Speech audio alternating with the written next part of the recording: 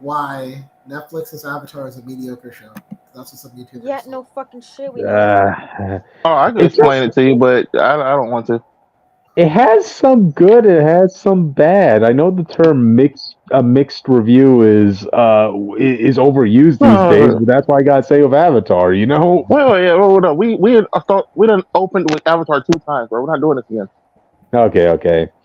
At Uh, least you come up with the openers next time. I'm just hey, hey, how do you guys feel about the fact that Joe Garrison writer responded to his miniseries ending? You know, What did he say? You have to he's tell us. like, it didn't. His Punisher series didn't get canceled. It was always meant to be a 4-issue miniseries, which is why they advertised this as an ongoing series. Which is why he planned this out to have Punisher have his own rogues gallery in this in 4 issues. Oh, so he's a liar. Oh, dude! Like, look, we all cut this guy some slack for having an impossible situation on his hand with this new Joe Garrison guy. But god dang it, man, you gotta admit defeat when you admit defeat, man. Yeah. there's some static going on over there somewhere. Out Mm-hmm. there. Do. Aren't you proud that X-Men 97 comes out this way? God, No, go for it. Do you still hear the static? Mm. Not right now. You know, upon further review of the trailers, right? There's already one thing I'm gonna be complaining about.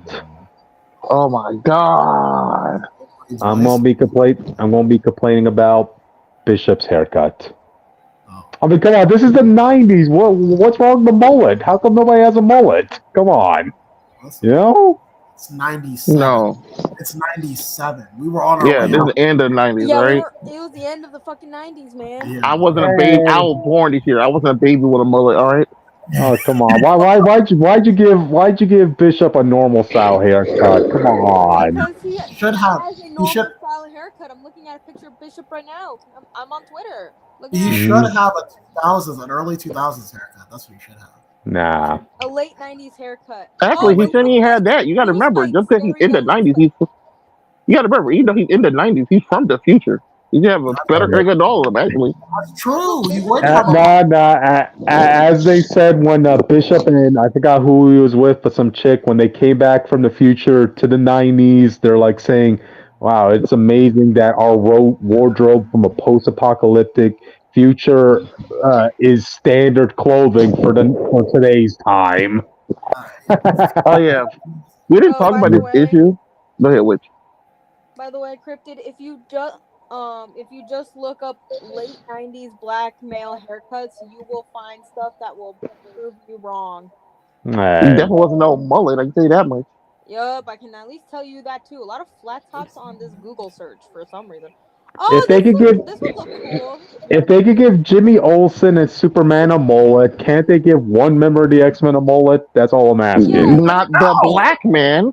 It wouldn't be Bishop. It would be anyone else. This will not stand. You know, This will not stand. Cryptid, Yeah. you know who did have a mullet in the 90s? So, Oh, yeah. Nightwing. Him, but also North Star did. Oh yeah, Witch. Quick, we didn't talk about this, but I found out one of the reasons. I think it was Cable, one of the Cable series. They talk Yeah. about the difference between time travel between him and Bishop. Where Bishop comes back, he's like poor, he's sleeping under bridges and stuff. But when Cable comes back, he already got arsenals and rooms of guns and expensive hotels and stuff he can go to. yeah. And Bishop out here living on the streets, trying to come by. He straight up coming out the gutter, trying to save the future. And Bishop was pissed off. Once he done that, he was pissed about it. I would be too, but hey, keep in mind, Cable. He's openly admitted he goes back to in time for bank accounts. Man, he starts them early on in the in the 1900s, and just lets that accumulate until he comes back to the present.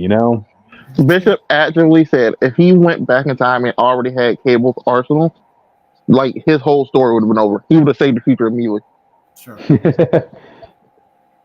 But Did it? it's that time. It's 4 minutes past the time. Let's Okay. Super. Okay. All right, audience. Well, let's get started. Welcome to Comic Fanatic Live. You're here with me, Cryptid Seeker 415, ready to talk to you guys about Avengers and Kabbalah. and it is I, Jake Talonal, server of Dogda, god of anarchy, here to Mm-hmm. spread to all. How was that, Austin? How was That was a little better than where you said last week. I probably you that much. that? Nah. Ace Comics 3685 or something. I don't remember the numbers right now. Jesus Christ, Austin. Anyway, yeah. Look, I'm pulling a Jake today. All right, there you go. May the Okay. century be yours, and the last one was mine. Fair enough. Okay, Sean Connery. I'm glad you got that reference. I just showed Jake and him that movie last week. Mm-hmm. Anyways, Just be- I'm Richter, also known as the Witch of Jotunheim, pronouns they, he, and guess who doesn't have jury duty tomorrow? No, that's Oh disappointing. man, You don't you want to could have. decide the fate of another grown person. Yeah, which So you that could was have my been. fault. You Now could I have get been to doing. talk about demons and Catholicism and You religion for some tonight. No, I gotta you give could have you. Uh, been doing your duty and serving this country, which. Hey, they canceled it, not me. Yeah, yeah, yeah, we need to yeah. have a talk with these But people. hey, hold up. Together, we form the Fanatics. Today, we talk about the news and reviews of the week. Okay, or last week. Yeah. Yeah, but there you go. Hmm. So, which Yeah. you know our socials, The last time I checked, I do because I'm awesome like that. right. Hmm. Anyways, subscribe to the YouTube channel because if you don't, I'm sending Legion after your ass, and you really don't wanna. He's the Pope now, so you don't want to do that. Anyways, you can also follow us on the Twitter because this is apparently 2010 again, and we use the le and everything. At Comic Fanatic 69. I did post an update on there today, so if you want to be so kindly, you probably actually came here by pressing that link. So just. Anyways, if you want to follow me, your boy, you can follow me on Twitter at Witch of Yotin with an E instead of a U because I said so, and that's final. And if you want to follow me on TikTok and Instagram, you can follow me at witch_of_Jotunheim. And you know what? I'll be nice and I'll give you guys my Tumblr account, but it's not going to be that interesting. It is North Star Aria. So have fun with that knowledge. That's all you. That's the only time I'm giving out my Tumblr. Next week, this ain't happening. Hmm. Someone And clip that. No, don't clip that. Yeah. Anyways. Don't forget to like and subscribe if you haven't, and click that. Oh, and audience, let's play a game. Where is Jake now? Where am I? Like, where is In a, Jake? I mean, I in a, know. Am- you're in Answer in the comment America. section below. Mhm. Actually, I'm somewhere in Japan, but you guess where? What are you, Wolverine? He Yeah. saw he saw an episode of Shogun. Like, you know what? I can make this work. Whatever. Yeah. All Mhm. right. I guess we'll start with our first topic of the night. Who wants to tackle this one? Let's see what it is. Let me come back over here. X-Men 97 showrunner Beau Demayo fired. Yep. Oh yeah, Like, so yeah, go that ahead, Witch. happened, and we didn't really get an explanation when it first came out, so I don't even I think we have have an it. explanation now. Oh no, we I have one have right it. We, I know it. we I have knew it from the moment I theories. posted it. now. So We have. this guy, what was you say, Cryptid? I was about to say we have assumptions, but nothing's been concrete yet, has it? Yes. Okay, go for it. So this guy has OnlyFans, and he didn't want to take it off. That's why. Really? Yes. OnlyFans? Wow. Dude, like Wow. Disney was like, bro, you're bringing back the classic X-Men show. The children's show won't want them to look you up, and the first thing they see is your OnlyFans. Can you at least like turn it off while you're like doing the show? The guy said no. Well, listen. You know what this reminds me of? Listen, how fitting. A show made only for fans was made by a guy with an OnlyFans. Oh, But that is not set in Fine. stone, by the way. Mhm. No actual reason why he got Well, fired.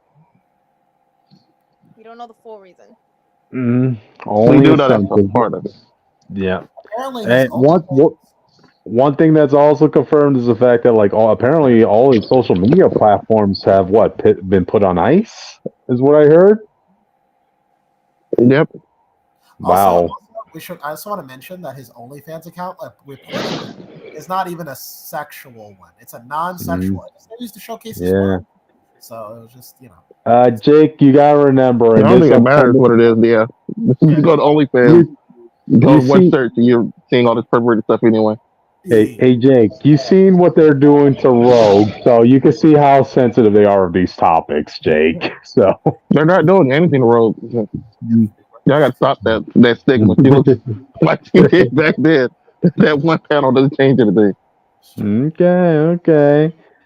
But yeah, this is very surprising. Nobody was expecting this to happen. Especially this close to the thing. yeah, I and also, Yeah, know. 1 week before. and keep in mind, according to an article by Clutch Points, this guy was also apparently difficult to work with and had pretty problematic behaviors. This is from an inside source, so take that as you will. So, But to be fair, that's people usually say that whether that's true or not. Mm-hmm. I mean, look, if things went normally the way these things are handled, right, is like Disney will make an announcement saying, this so and so person has left due to creative differences, which is a nice way of saying, yeah, we let them go. But the fact that they outright said he's fired and even blacklisted his whole social media platforms, you have to take that as if something serious had to have happened behind the scenes. yep. Could it be because of the OnlyFans? I think that's a Maybe. part of it. I don't think that's the main thing, though. I do Yeah, think yeah. that's true. Mm-hmm. Nothing's concrete. I'm sure, like a couple months down the line, when this guy resurfaces back on his social media platforms, he'll probably give his side of the story, this and that. So, yeah, we'll see. Nothing's really changed as far as what his contribution was to the show, so it's still going to be there. Yeah. Just a shame that this happened right before the show came out. So, yeah, but you know what they say? It is what it is. But anyway, you guys have any final thoughts before we move on? No. If it's bad, can we blame him? Ooh, well, scapegoat, isn't it? That's what Is it's that what's going to called, right? happen? You I'm know, just saying, it's convenient. here's my final thought. I really should open this up with previously on X-Men news. So hour. You can't come in late and say something like that. Oh, I know. That's what I'm saying. I should have thought of it. Or unless Marvel realized, unless his idea was, let's shave the mullet from Bishop. He's the one who came up with that idea. That's why Disney said we gotta let this guy go. You just most of the time, it's the late '90s, Crippy. Yeah. It's still the '90s, all right. It was good enough for Superman. It was good enough for Jimmy Olsen. It should have been good enough for Bishop. That's all I'm saying. Here's the thing, though. There's a major difference between Superman and Bishop. There's actually many differences. Both muscular men. Okay, that's like the one thing they have in common, and like energy shit. But that's it. Crip, they can't see race. All right, it's okay. Yeah, that is There true. are so many hairstyles that Bishop could rock that is not the bullet. Mm-hmm. All right, Yeah. all right, guys. With that, given him locks. That would have been cool. Or like, Mm. that would have There been you cool go. too. But Okay. like how they did in the movie. All right. Audience, Okay. if you want us to talk about Bishop's hair for an hour, we could do that. Mm-hmm. All right, guys. With that, you want to move on? Yeah. Okay. Yeah. Who wants to tackle this one? You know what? Fuck you. I'll do it because I'm spiteful. Okay, go ahead.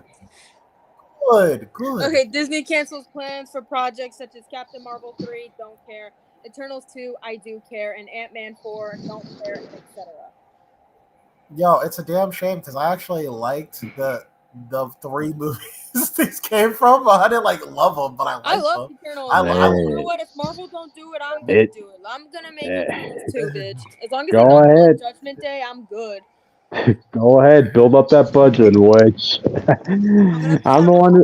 I'm the one who kept saying like Eternals did not leave a mark on the audience. People have long since forgotten about majority of that team anyway. Like the world moved on. They use them. They want to put them back in the basement, like they do all their other characters. I think Eternals won. Eternals didn't need a sequel. I think it just needed a follow up somewhere else. So I'm okay with that. Ant-Man 3 ends the trilogy, so it's all good. Yeah, a proper ending. The Marvels, I really felt like, man, this is like when I started liking Carol as a character. They're gonna be the Marvels 3. They're all split in 3 different places. They weren't just ready to come back together for a film. They're gonna be Carol's film again. Yeah, Captain Marvel was passable in the Marvels. I wouldn't go as far as to say, no, she won back the fans or anything like that. You know. I was starting to like her. I was like, oh, this is a character I could work with. I could do something with this. It was just, it was just too little, too late, man. What can we say? You know. As far as Ant-Man 3 goes, yeah, it had a satisfying conclusion, at least. If that's where it was going to end, that's an appropriate ending. The Marvels, I don't know who's crying about Captain Marvel not getting a 3rd movie. Yeah, but it's just Carol. We know Miss Marvel's staying around. She's getting her own thing, and we know the other girl is going to be one of the X-Men films. Monica Rambeau. I forgot her name. That wasn't me being sexist or anything. I just forgot what her name was. No, that's just you being hateful towards yourself. Unless also keep in mind, like there is some rumors or theories about like Brie Larson wanting to step away from the MCU. I get it. Like being in this huge cinematic universe, I can understand why that would cause a lot of like. Yeah. Well, she was supposed to. I think it was more just the hate she was getting at the time. Yeah. But they've kind of turned around on We'll that. see what happens. Man. Marvel, Disney, fuck you for canceling Eternals 2. I needed that fucking. Like, you can't just leave me on a cliffhanger like that, you assholes. Give me a fucking special presentation or something. We need to, know what happens to the Eternals. You can't just leave it with the fucking Erisham or whatever the fuck his name is. You'll find out in Blade. Yeah. Wait, you realize? He goes to fight the Eternal vampire. Wait, you realize there's a whole. You realize there's a whole assembly line of the Eternals, right? You can focus on 2 of them at first. I don't give a fuck about Sprite. I think I give a fuck about her. Yeah, we literally can't do anything else. The rest are in space. You can put them in the background, random space movie, and then just in the background, you could just see them they could be the side characters, right? It's like, okay, you cannot bring in fucking Star Fox. Okay, first of all, fuck Star Fox. I hate him. The fact that they brought him back in the comics because of this fucking movie is insane to me. But not important. You can't bring in the fucking brother of Thanos and people are gonna be like, okay, whatever, it's just a brother of Thanos. Totally don't want to. Your brother, man, after he died, people don't care about this man being his brother. That's what I found so funny. I would imagine the people behind the scenes were thinking that this was going to be the shell-shocking moment for the audience. Like, look, Thanos' brother is here. Someone who looks nothing like Thanos, and Thanos' time is already long since passed, so nobody cares. The shell-shock moment was supposed to be the Celestials coming and pulling people out. That was the big thing they were leaning towards since Guardians 1. And people were like, okay, you guys kind of suck. Yeah. I'm not over this, man. I will never be over this until they give me the rightful sequel that I am owed. Just make it up in your head. That was canon is better than canon. You make a good point. However, not over it. I think Eternals ends fine on its own, but it definitely needs to follow up something. I don't think it does. There's a big old man halfway out the planet. It's like, well, you made this choice. Now I decide if the planet's why. You know what I mean? Yeah. I don't know. Hey, you guys know me. The Marvel universe could live on without the Eternals, so. Yeah. It can live on eternally without the eternal. Yep. Man, let's have a little fun with Captain Marvel 3. What did you guys think would have been like the plot of Captain Marvel 3 if we got one? Maybe Carol trying to figure out what happened to Monica. I guess. I think it's gonna be That could be a something with very Hulkling. interesting plotline. Oh, Maybe we can actually yeah. learn more about Monica. I don't know. It's just me. How much more we need to know about her? Figure out where the fuck she is. Nah, let's. I It thought should have I- been about Hulkling. I'm agreeing with Yeah. Austin there. Austin, okay. Here's the thing, though. Okay, so if you're gonna have Hulkling, it's like a whole fucking thing. You're gonna have to, like, you're gonna have to figure out how to do his backstory because that was changed a lot. But like, I have my personal theories about the biology of Kree and Skrull, so don't worry. Yeah. I'm not gonna get into that because I know they're not mammals. Yeah. I know they're not mammals, but they're humanoid beings, so that's a little bit different. Look, they're not gonna do all that. Wait, I'll tell you that right now. Hold on. You're gonna have to figure out Teddy's new backstory in the MCU that still relates to the original. So he still needs to be half Kree, half Skrull. That's like basically half of his character at this point. And yeah, you're gonna have to work around. Look, wait, that's if you want to be respectful. These people won't care. He's gonna be one of the squirrels that came to Earth, and he's like, "Oh, the Hulk's cool. I'll call myself Hulkling." That's gonna be fucking it. I'm saying that right now. So that's true. I don't think they're gonna respect him as much as as you think they do. If they do that, Austin, I'm going to actually unalive myself. Don't do that. Which if we could live with Kamala being a mutant, you could live with something being taken away from Hulkling. No, but the thing is, when it came to Kamala, you were adding something to her thing. When it comes to Teddy, his whole, like, he has a very specific thing that you can't get rid of. You know, like, he's like, his whole thing is that his father's a Kree and his mother is a Skrull, and because of that union, he is now basically the king of space. You can't get rid of that. You can't get rid of everything about this character for what? Nothing? For a shitty fucking fine, like the fine. quote-unquote young Avengers /champions Fine. or whatever the fuck they're calling them. Some Kree man decided to have sex with that female Captain Marvel. All right, at some point, Carol finds out she wanted to find a kid. Boom, there we go. Here's what they would have done. I truly believe that there's not a lot of sexual dimorphism between the Kree and the Skrulls, so they can do whatever the fuck they want at this point. But we'll get into that later. Audience, if you want to hear my random crackpot theories about Kree and Skrull biology, hit me up on fucking TikTok. Make a whole TikTok about it. I want to see it. Yeah. I was about my crackpot theories. I was about to suggest, like, if Captain Marvel 3 was going to also influence, like, you know, X-Men stuff and that stuff, they would have probably brought the Shi'ar, and instead of Hulkling being half Kree and Skrull, he would have been half Skrull and Shi'ar. No, they wouldn't do that. already confused the shit out of me. Don't do this. To be fair, he'll probably be better with the Shi'ar than Kree, to be honest. That gives him way better selection of DNA. Yep. Let him have his issues. He's gonna have issues. The Shi'ar is way worse than Kree. They're all awful.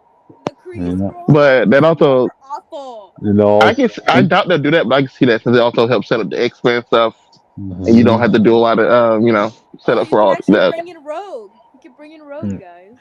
Yep. Yeah, but anyway, let's move on. Okay, you guys finished? Yeah. All right. I guess. All right. With that, guys, let's move on to the next one. Jake, this is all you, bud. Are you okay? Hey.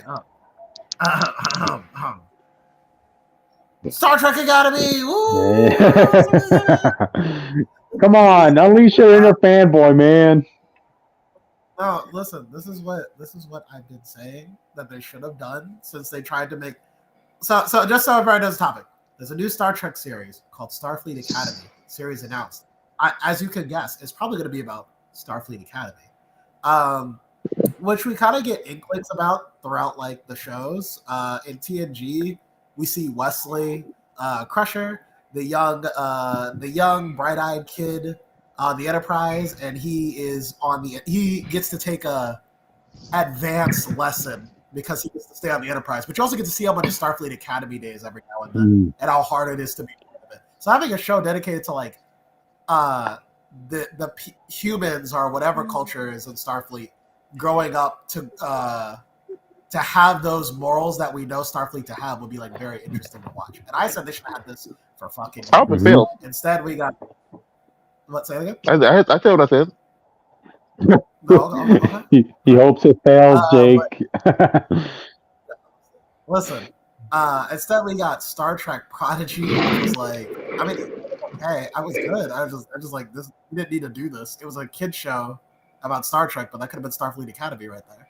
And then they had what was that other one? They had Lower Decks to appeal to like the comedy audience. I mean, you could do like comedy stuff in a Starfleet Academy show. Like I don't know. Point is, this is what they should have been doing from the start. This is the first time I look at a Star Trek show, a new Star Trek show, and I'm like, I'm actually interested. I want to see this. Have you looked at anything besides the name? Yeah, because it's Starfleet Academy. This is like but no. Again, The reason I said that because just because they say that doesn't mean it's the time period you want or it's going to be the setting or style you want. Because there's a book going on right now called Power Rangers Academy, and it's nothing like it sounds.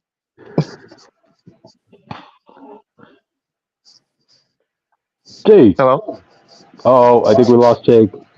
That's funny. R.I.P. Jake, guys. right when the time of his rebuttal, he disappeared when the world needed him most. You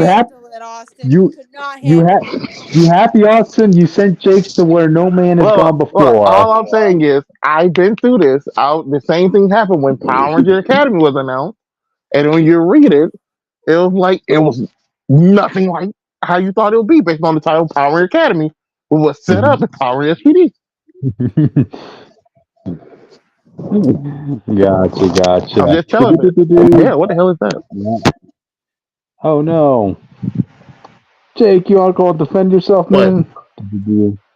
Well, see what you do when you win an argument, Austin. You banish your opponent off to the shadow realm. Okay, give it a couple seconds. Maybe he's going to be signing off and coming back on. Okay, Well, I'm just saying, I've been through this. Temper yourself until you actually see what's happened. Because it doesn't guarantee anything. Oh, I've been hurt too many times. Okay, Jake, say something. The last thing I heard was book. So, Jake. Okay. We talked about this before when the Ranger Academy first announced. And you first hear the premise, like, oh, obviously it's going to be the SPD Academy they've been setting up and talking about in the background and other stuff. And then it turned out to be nothing like that. And the tone and everything was completely not what they were talking about. I'm just saying, temper yourself until you actually see something. Because you're waiting. I want you to be so excited. And then we come back next week or something because the trailer dropped. You're like, this is terrible. This is trash. Listen, my standards for new Trek are already low, but exactly, I can put it in the hole.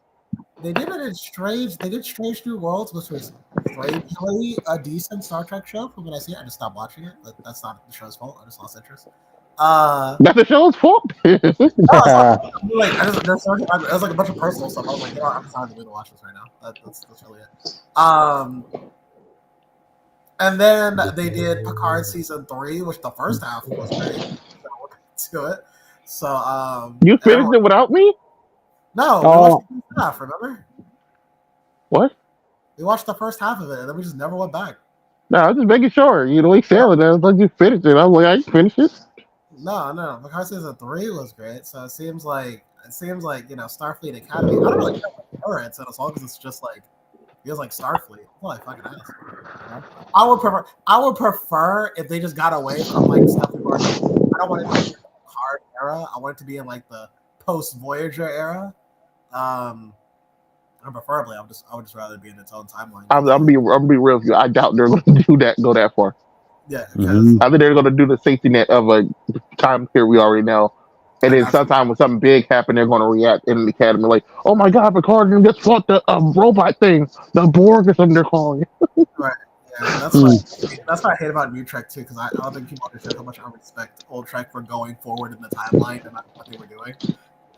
Like it actually felt like it were making jumps to the future, and you saw technology advance even in the futuristic future, and you saw the technology jumps between years. But yeah, I would prefer it just to be post Voyager. I think it would just be better for the franchise. If we're gonna stay in the line anyway. So, but you know.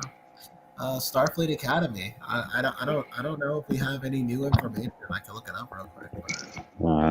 Pray for Starfleet Academy. Don't read Power Rangers Academy. Trust me. I can't believe the year it's almost 2025, and Power Rangers has not done anything with this information. They'll live. Yeah. No, we won't. It's the year of SPD, and they're not doing anything with SPD. Power Rangers is With STDs?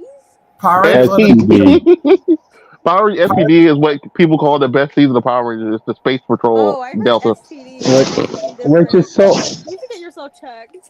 Which is so ironic because SPD was actually where I dropped off of Power Rangers growing up. Nah, see, he didn't see the greatness of Jack. It was just an unusual time because at that point I was like, I watched all the seasons of Power Rangers up to that point, and then I told myself, okay, maybe it's time for me to put Power Rangers down. Maybe it's time for me to go up. Only to find out years later that people never got away for Power Rangers. Like, I didn't know that was a choice. Like, Power Rangers was one of the few series that actually lived long enough to see one of its futures, like to see the future where it said it would be, and then just did nothing with it. It was the most like yeah. Such a bad fumble. Yeah, the comics are only obsessed with just doing versions of like the Mighty Morphin team and flexing that area out. Brother, if you ain't Tommy and the boys, you ain't important. I'm telling you that right now. Yeah, one book is Tommy and the boys, the other book is Jason and them. So, I'm just not interested. But Starfleet Academy, hopefully it's good. Yeah, definitely. But anyway, with that, guys, I think we should move on to the next topic, and I'll cover this one. This is a dual top. Hey, I didn't get a chance to announce a topic, all right? Okay, so this is a dual topic, audience. Black Panther video game news. Captain America Black Panther video game gets a title while a Black Panther game designer admits to not wanting to hire white people. Yeah. You heard me, audience. You heard me. Like, that's correct. So lay it on us. What was the title of the video game is 1943 Rise of Hydra. Okay. I like the sound of that. Because they thought Black Panther and Captain America were too long a title.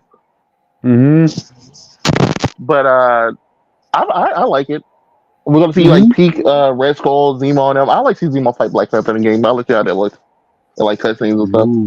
Okay. And keep in mind, this is going to be the OG Zemo from World War II days. Audience. OG Zemo and the grandfather T'Challa. Yep. That's going to be epic.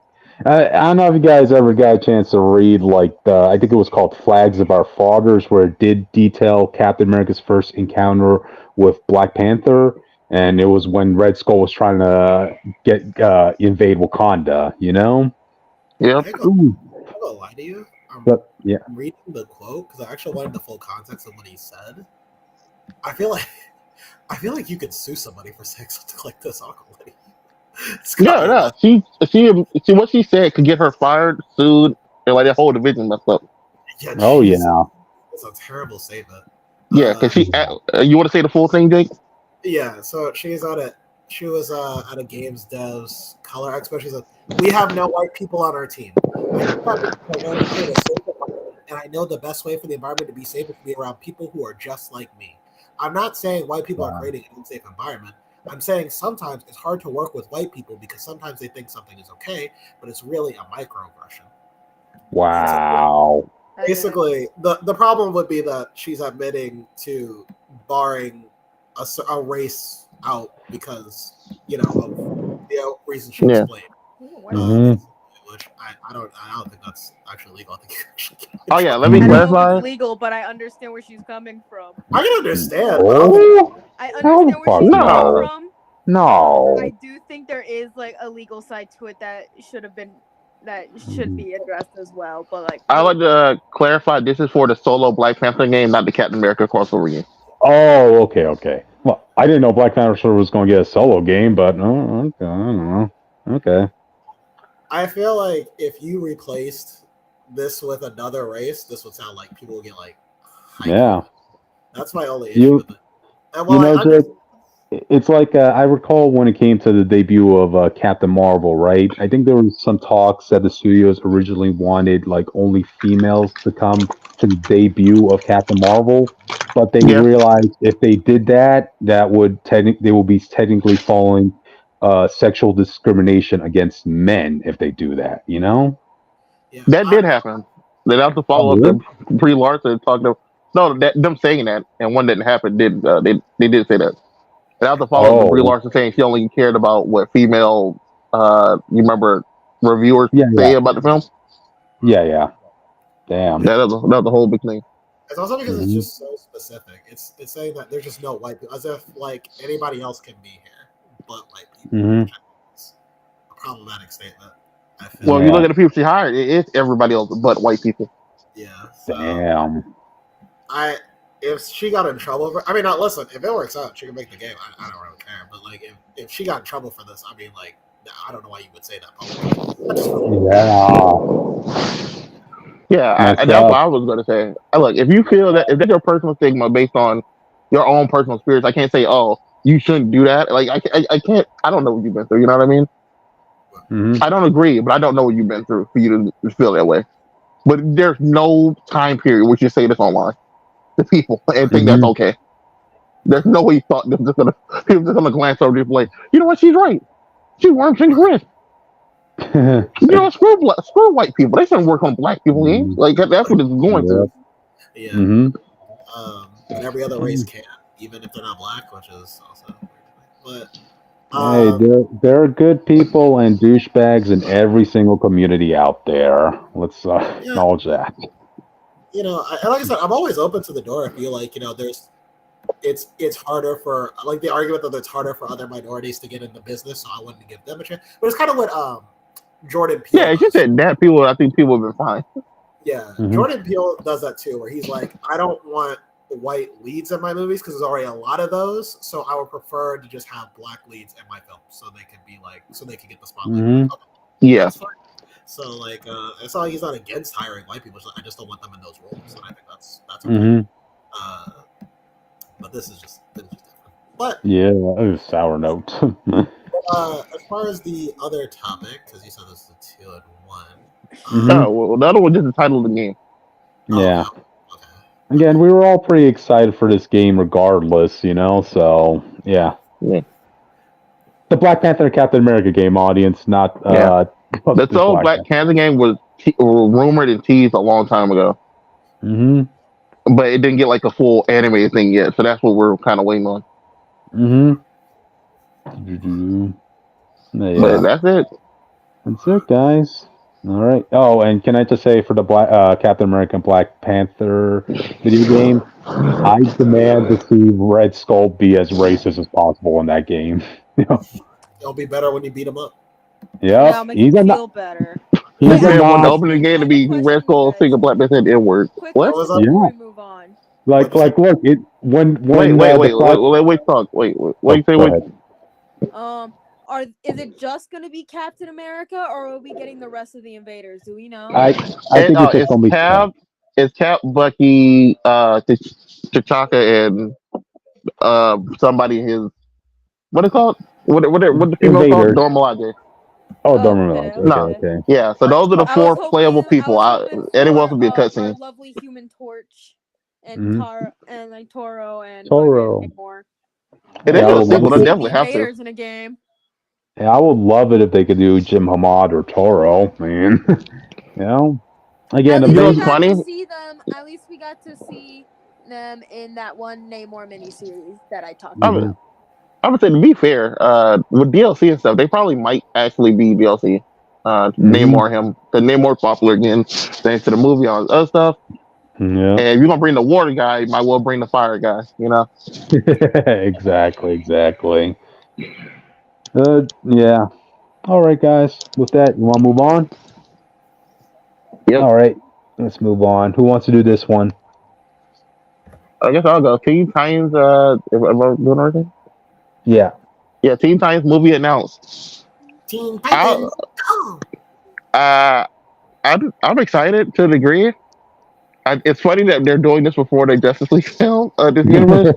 But I wish he would wait before announcing all this stuff. Cause he already announced like 20 films by now. Like we got like 3 phases of his films that we know he wants to get done. And it's like he focus on that first. Superman ain't out yet, bro. You still just study adding movies to this timeline that hasn't started yet. He's setting the bar, man. What can we say? You know, he wants to give fans what they want. You know. I understand. I'm just saying, just wait till it's closer to the time, please. Yeah. Because Yeah. DC already has a history of announcing stuff, but it not actually happening. You know. Hmm. Here's a question for all y'all, though. Do you think Blue Beetle's gonna be in here? Was he ever a member of the Teen Titans? Yeah, I would imagine. Yeah, I would imagine. he's so. a part I of don't the see why. animated movie Teen Titans. That's been going on for a minute. Yep. But in the comics, no. I think he just does his own. No, in the comics, he's a member as well. At one point, Yep. it's a small run, but he's been in the Teen Titans. Yep. Yep. If you could have Joker's daughter as a member of the Teen Titans, you could have anybody. Okay. At this But at this point, the biggest thing people are talking about is obviously Starfire, and I think we can all agree at least to an extent. I don't care about the race; just make her orange. to be honest, like I always thought they should cast a Latina to be playing Starfire, but that's just me, you know. I think it'd be cool if they casted an Indian woman to play Raven. I think that'd be cool. I get why like people want the black actor because some of Starfire stuff is like visually based off black people. Like some of the artists that did that before. So you'll see some of her older hairstyles and stuff, and clothing is based on that. But as long as she's orange, I don't think I have a problem with any casting. Make her orange, make Raven gray. That's all I care about. Well, I was about to say that because I forgot Raven's only gray and the. No, look, I don't care. I don't care. You want gray? You want the TV show? I don't care. look, realistically, that's gonna be the main people. Like, I want to go read this, watch this movie. Okay, so I don't care. You make her gray, and if Jinx show up in the timeline, you make her gray too. I don't want bald black Jinx. I'm not racist. No, Jinx. I like pink hair Jinx, but I wouldn't mind if Raven had the skin in the comics. So. No, I like how her hairstyles clash with her gray skin compared to like their base white. That's true. Beast Boy better be green. I don't want no kid with green hair again. Like well, y'all gotta start painting these people, but I don't care how mad they are about it. With a movie-sized budget, they better damn well do that, you know? Yeah. Okay, so we kind of established that we want like the founding members, or the poster boy child of Teen Titans to be. I think everyone wants Teen Titans. Only for that is what the TV show. No. It's well, to be fair, the TV show that's the face members of the original team. I just want a recognizable good film for the first one. To be honest, you can bring in Kid Flash, you can bring in Blue Beetle. Like I don't care. I don't want nostalgia to a degree if like the skin stuff. I just want you to know that it's good. I don't want some crazy random thing or based on current Teen Titans. I don't want Damon on this team. I'll take any Robin but Damon. I promise you. I will. Go ahead, Jake.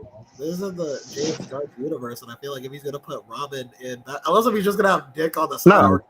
No, I think it's gonna be Tim. This is gonna be Tim's team while Damon is Robin for Batman. Yep. And that's a good point because, like, we already know we're getting Damian in the Batman film, so Batman had to have had previous Robins before. So yeah. I think, and knowing him, James Gunn, he might go the route with the Teen Titans, and then there's Batman and Robin. There you go. So Raven them might not be on this team. They might be on the Titans team because they're not teams anymore. Mm-hmm. Which who do you want on this team? Who's your dream team for the Titans? I don't care as long as they have the people I know and maybe like a couple that are pretty cool too. You know, I know there's some Jericho stands in this fandom, so give them what they want. You don't want to see Crush on the team. I don't know Teen Titans lore as much. You gotta go talk to Amy about that, not me. Yeah, can we get the Judas contract? What's that? No Judas contract. It's Judas No, yeah, you should do. Yeah, I don't think Tara's a good character. Like in general, I don't think you should do that. If it was up to me, I think the first movie should be the Fearsome Five or the Brother Blood from the cartoon. I think it's the safest bet. I was rewatching the cartoon, like, because I used to just air in sequential order on Cartoon Network in the mornings. I was watching season 2, and bro, when I tell you my adult eyes, I hated Tara, bro. I was like, everything. No, we know. Tara's never been a good character. He just he's always in the book. I don't think any people ever really like Tara, from my understanding. She was so bad, bro. And the comics is way worse. Yeah. There's only so many times we could have one insufferable blonde on the team, you know? Well, no, Marvel has this Gwen Stacy, DC has this Tara, you know? She's terrible, but in the show they pretend like, oh, she's just misunderstood. I'm like, nah, like all this shit. You tried killing everybody on your team, you damn it. About it when they came at but you don't understand. But she give Beast Boy a boner. Oh God! He has Raven right next to her. Come on, BC. You know what? You want that relationship? That's a Teen Titans Go. How about that? Audience, this has been a great conversation to listen into. But yeah, I do think you do Brother Blood because it seems like it's gonna be an established team because it's an established universe. It's hard to tell which movie is gonna be actual origins or not. So if it's an established team, I do want to do like Brother Blood. But if it's a origin film, I would like them do the Fearsome Five. I think I like to see live action Gizmo, how they handle that, and Cinder Block and stuff.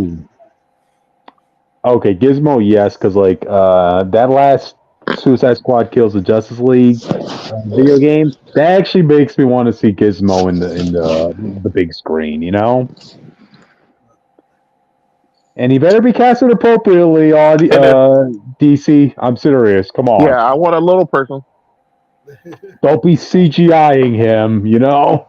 That is actually... That would be so wrong if they CGI'd him.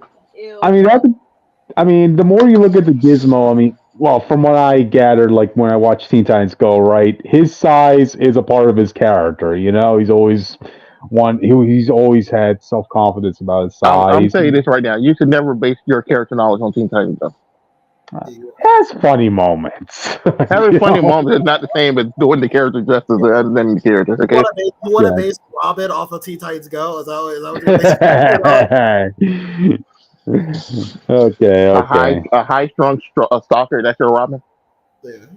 Yeah. But the second film, I would like to see them do something with I think Killer Moth and Kitty, his daughter Kitty or something. Yeah, Kitty. I'd like to see that in the film. I don't know if that'll be a side plot or main plot. I'd like to see how that works. That whole prom situation with Robin for the cartoons. Aww. I think that'll be an interesting side plot in the film to see. And then the third one, you have to do Trigon because Raven's here. So. I just like how we just got this one piece of news that we're getting a Teen Titans movie, and we're already thinking of a trilogy going on here. You know? To be fair, that's usually how movies work, so just plan ahead. But that's it. I'll let y'all got something to say about it. Gotcha. Well, what can I say? Not much to gather.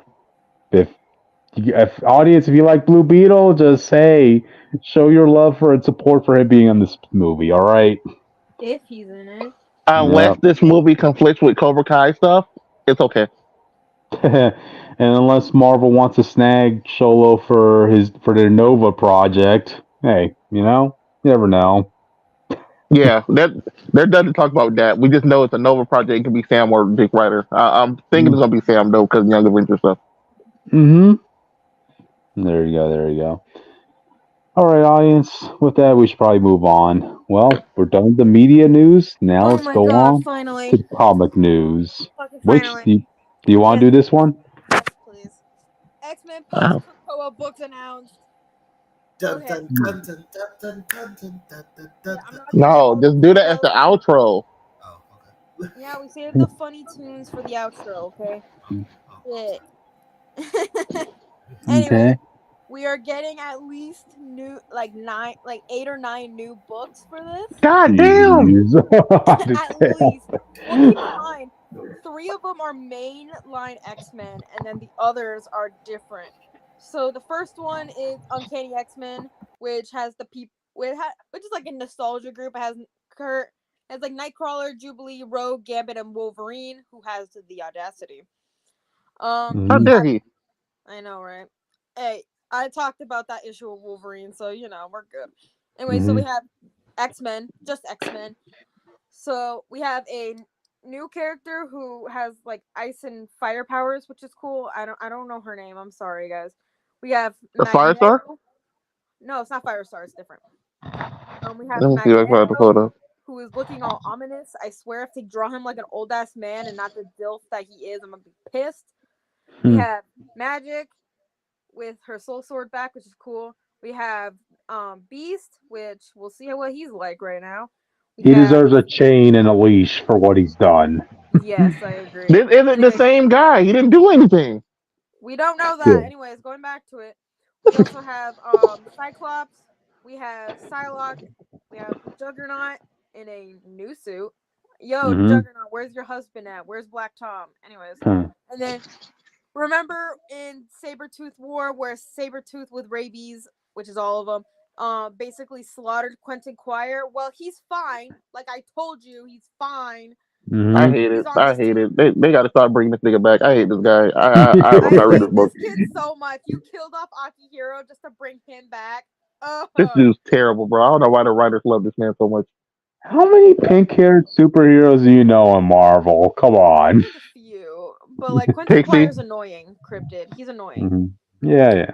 Anyway, so and then the next team we have is Exceptional X-Men, which is being run by Emma Frost and Kate Pride with an I this time for some reason because she went into hiding to try to be a barista. And I'm like, girl, no, you knew these 3 new kids were gonna come bother you. Hold on, I'm trying to like. And this team is going to be written by Eve Ewing, audience. Yes. So that the audience knows. And the team we were talking about before is going to be written by Jed McKay, and I forgot who the other team is going to be written by. Gail Simone, Wasn't that your girl? Yeah. Gail Simone. Yes. Yep. Okay, hold on. I'm pulling it up right now. Can I get the fucking list, please? That's what I'm trying to find. I got it. Okay, so the other books that aren't as necessary to read if you're reading the first 3, but I'm still probably gonna pick up like 1 or 2 of them. So we have Phoenix, we have NYX or Nyx. We have X-Force. We have a Wolverine book because come on, it's X-Men. You're gonna have a Wolverine book. We're gonna have a Storm book, which is pretty cool. And then we're gonna have an X-Factor book, baby. But here's the thing. They're using all of the old logos. So So my thing is, how much of the status quo are we going back to, and how much of it is going to be like new stuff? The fact that Juggernaut is going to be on. That's what I'm going to figure out when it comes to X Factor. We don't know which X Factor. All we know is that it's being led by Iceman. Why Iceman? Yeah, that'll make sense. I don't like that He's story. a hot ass mess. I love Bobby just as much as the next like gay who likes Iceman, but he's a hot ass mess. And I saw some like theories that Tom Taylor might be writing that book, and if he puts North Star or fucking Shatterstar in that book and he writes him awfully, I'm gonna go on a riot. Yeah, Anyways, Tom Taylor's writing that book. I'm not showing up. I'm gonna be honest. Yeah. let's hope it's not Tom Taylor. That's it. Anyways, so Uh, we don't know much If about he, what's happening in each of these uh, books, in these 6 books, t- not the first 3, the uh, bottom 3, the bottom 6. which just to go back to your Tom Taylor comment, like you do realize if he writes if he writes that book, he's going to include what's her name, Honey Badger in it. Yeah, Yeah, he created Honey she wouldn't Badger. make sense to be in an X Factor book, Hmm. regardless. It wouldn't make Yeah. sense for her, but like I would love to see her alive, Yeah. Marvel. Yeah. Anyways, uh, it's fine. It's Honey Badger. She's fine. I'll check out Phoenix just to see. Cause I'm pretty sure it's just a Jean Grey book, but I wonder what Nyx or Knights is. Where that is? Nyx. NYX. Hold on. I know it, Like, probably something from before. Hold on. I'm gonna try to see if it's on Marvel Unlimited real quick because I pay money for this shit, so I'm gonna okay. use it. While which is doing that, like audience, I'll say this. With so many X type, it's this go book. ahead. What is That it? doesn't help us. My local comic book shop. Hold on. Okay. Well, while he does They that, say this book does audience, not help. audience Sorry, with I this many. recognize one of the covers. I'm sorry. Gotcha. I'm All gonna right. read it. Well, with this many books, I'm just gonna go based off like one writer that I like. If they if they are writers I like their work in, I'll go for it. Like Jed McKay, right? He's gonna be writing one of the main line X-Men books, the one with Cyclops and Magneto. I know this book. Yeah, Yeah. I'm not reading this book. This book's not what you said. What we said. I'm not reading next. Whoa, what happened? For people who don't know, this is the book where the origin of X-23 in comics was in, where it was like she was a prostitute and stuff, Yeah, a where she child is prostitute. heavily traumatized. Yeah. Oof. I'm gonna wait till I see the synopsis of each of these books before I decide which ones I'm gonna read. I'm probably gonna pick up X Factor because duh. Mhm.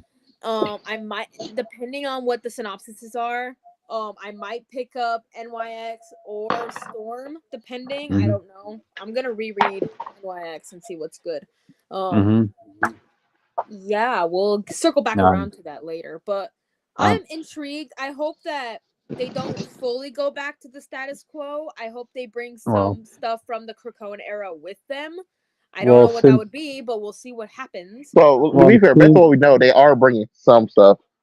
yeah, Uh, but they're seeing not as just how going back into the mansion. They don't seem like anybody's moved back to the mansion yet Oh, in but one we of these did books. learn about the mansion, that the mansion is going to be there, but it's going to be a prison for one specific person. We don't know who that is, but I have my Yeah. theories. Sinister.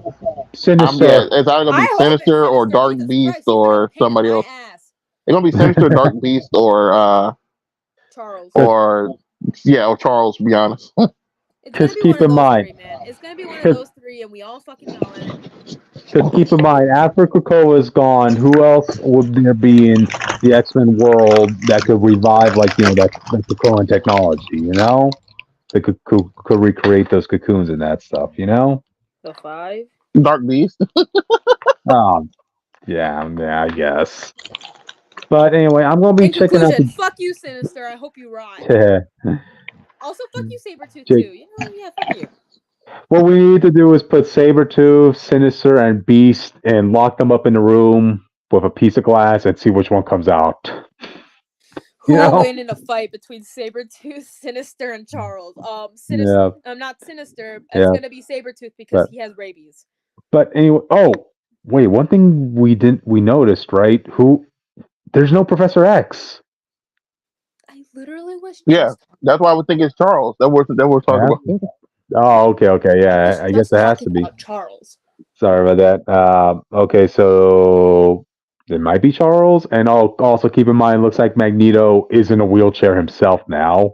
Well, it's He's more going like by. a floating platform, Yep. but yeah. Still, he's going to be going by Professor M apparently. Yeah, we're bringing it back. I hope Yeah, he's that drunk implies that and Charles dope like either he was from dead the or Krakoan captured. era. Please, Yep.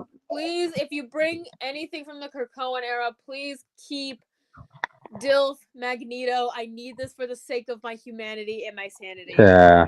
For the sake of my But- mental health, Marvel, you do this for me, and I will read that book. But anyway, like, one of the other reasons why I'm going to be picking up the Jed McKay X-Men team is because, wow, he's also writing the Avengers at the moment, right? There's bound to be a crossover. There always is a crossover. Yeah. I can't think of a time where a writer was writing both Avengers and an X-Men book at the same time. You guys could think of any? I was going to say John Byrne, but he's never written an Avengers book. Mm-hmm. Yeah, that's what I'm saying. Okay. I can't either. Yeah, and you know what? One thing I demand the X-Men do, I demand they go to Sam Wilson and have him apologize on behalf of the country, because they always keep doing that to Steve Rogers, Come on. You guys want to acknowledge Sam as Cap? Okay, have him deal with all the mutant stuff, Pin all that on him. No, you should pin it all on Sinister and make him pay for his crimes against everyone. Not just mutant kind or humanity. Just to everyone. Make him apologize to Wanda, even though he technically hasn't done anything to her. But like, fuck you, Sinister. I hate you. You ruined my life. That do make me wonder how they're gonna handle one thing going forward. People don't know. Sinister tainted all the medicine, all the miracle medicine that went out to the human world. Which is the real reason why people hate mutants. Like, it's not like back in the day where it was just people scared. They have legitimate reasons for their point of view, like the hunt and kill mutants now. Mm-hmm. Where all this medicine they made done turned sour and then killed a whole lot of the population and all this other crazy stuff. So I know the Avengers say, "Oh, we're going to stay out of this," but I feel like they need to at least talk. Someone got to talk about this. That's true. Jake, you're surprisingly silent over a discussion of your people. Why would he have nothing to say? Exactly. I thought these were your people, Jake. What happened? Let my people be. No. So, audience, yeah, it's official confirmation. We're out of the era of the Orgy Islands from now coming up. So, yeah. You want to know the funny thing though? What? The funny thing, and I brought this up before. So you know how one of the rules of Krakoa was to make more mutants? Well, it was Nightcrawler who made that rule, and then he got called out about it at the first Hellfire Gala by Kyle Janadu, and he was like, "That's very heteronormative bullshit, Kurt." I thought that was funny. Also, fuck you, Cryptid. Steve Rogers had a little crush on Kyle Janadu. Fuck you. Anyways, let's move on. No, he didn't. That is bull crap. Let's move on, that guys. Is bull crap. Decides to slit my throat. Let's go, guys. That is bull crap. Let's go to the next topic, guys. Oh my god. Yeah, I got a real one for you. He called Emma Frost mommy. Now let's move on. He did. You guys know the context of that, so. All right. Anyways, let's move on, guys. Oh my god. Okay. We have so much to talk about. Go ahead, Austin. Okay. Out of the middle eating too. This is going to be a manga topic, audience. We're talking about One Piece briefly. Give me a second. Gotcha. Yeah, because a lot happened in these past couple of issues of One Piece for all you One Piece fans. Oh yeah, so you read the Gorosei issue? Yes. People don't know the Gorosei are like the high-end Illuminati government of One Piece, and they finally got their powers revealed. And they're all based off mythical animals, except for one who is just a sand snake for doom, the sandworm. Well, isn't that a mythical animal too? Not in my heart. It looks ugly. It looks terrible. Hey, you're also, you gotta keep in mind, like, there's one member who's literally a skeleton horse. That's the coolest one. Oh wow. Okay. He also had the black blade. But anyway, like, they all look cool in their own designs, and I like the fact that each one of them was like a mythical zone, because that's, audience, in case you don't know, that's like the rarest fruit you could get, apparently. They all seem to have unnatural natural healing and devil hmm symbols and stuff. It's like, bro, what's going on? Oh yeah. Oh, and they all have awakening. Yeah, I forgot about that too. They all got the black cloud. Yep. I want to see Yeah, if I can find the animal names. that's when the devil fruit user unlocks their awakening. That's like their ultimate form, like the Super Saiyan God form at that point. You know.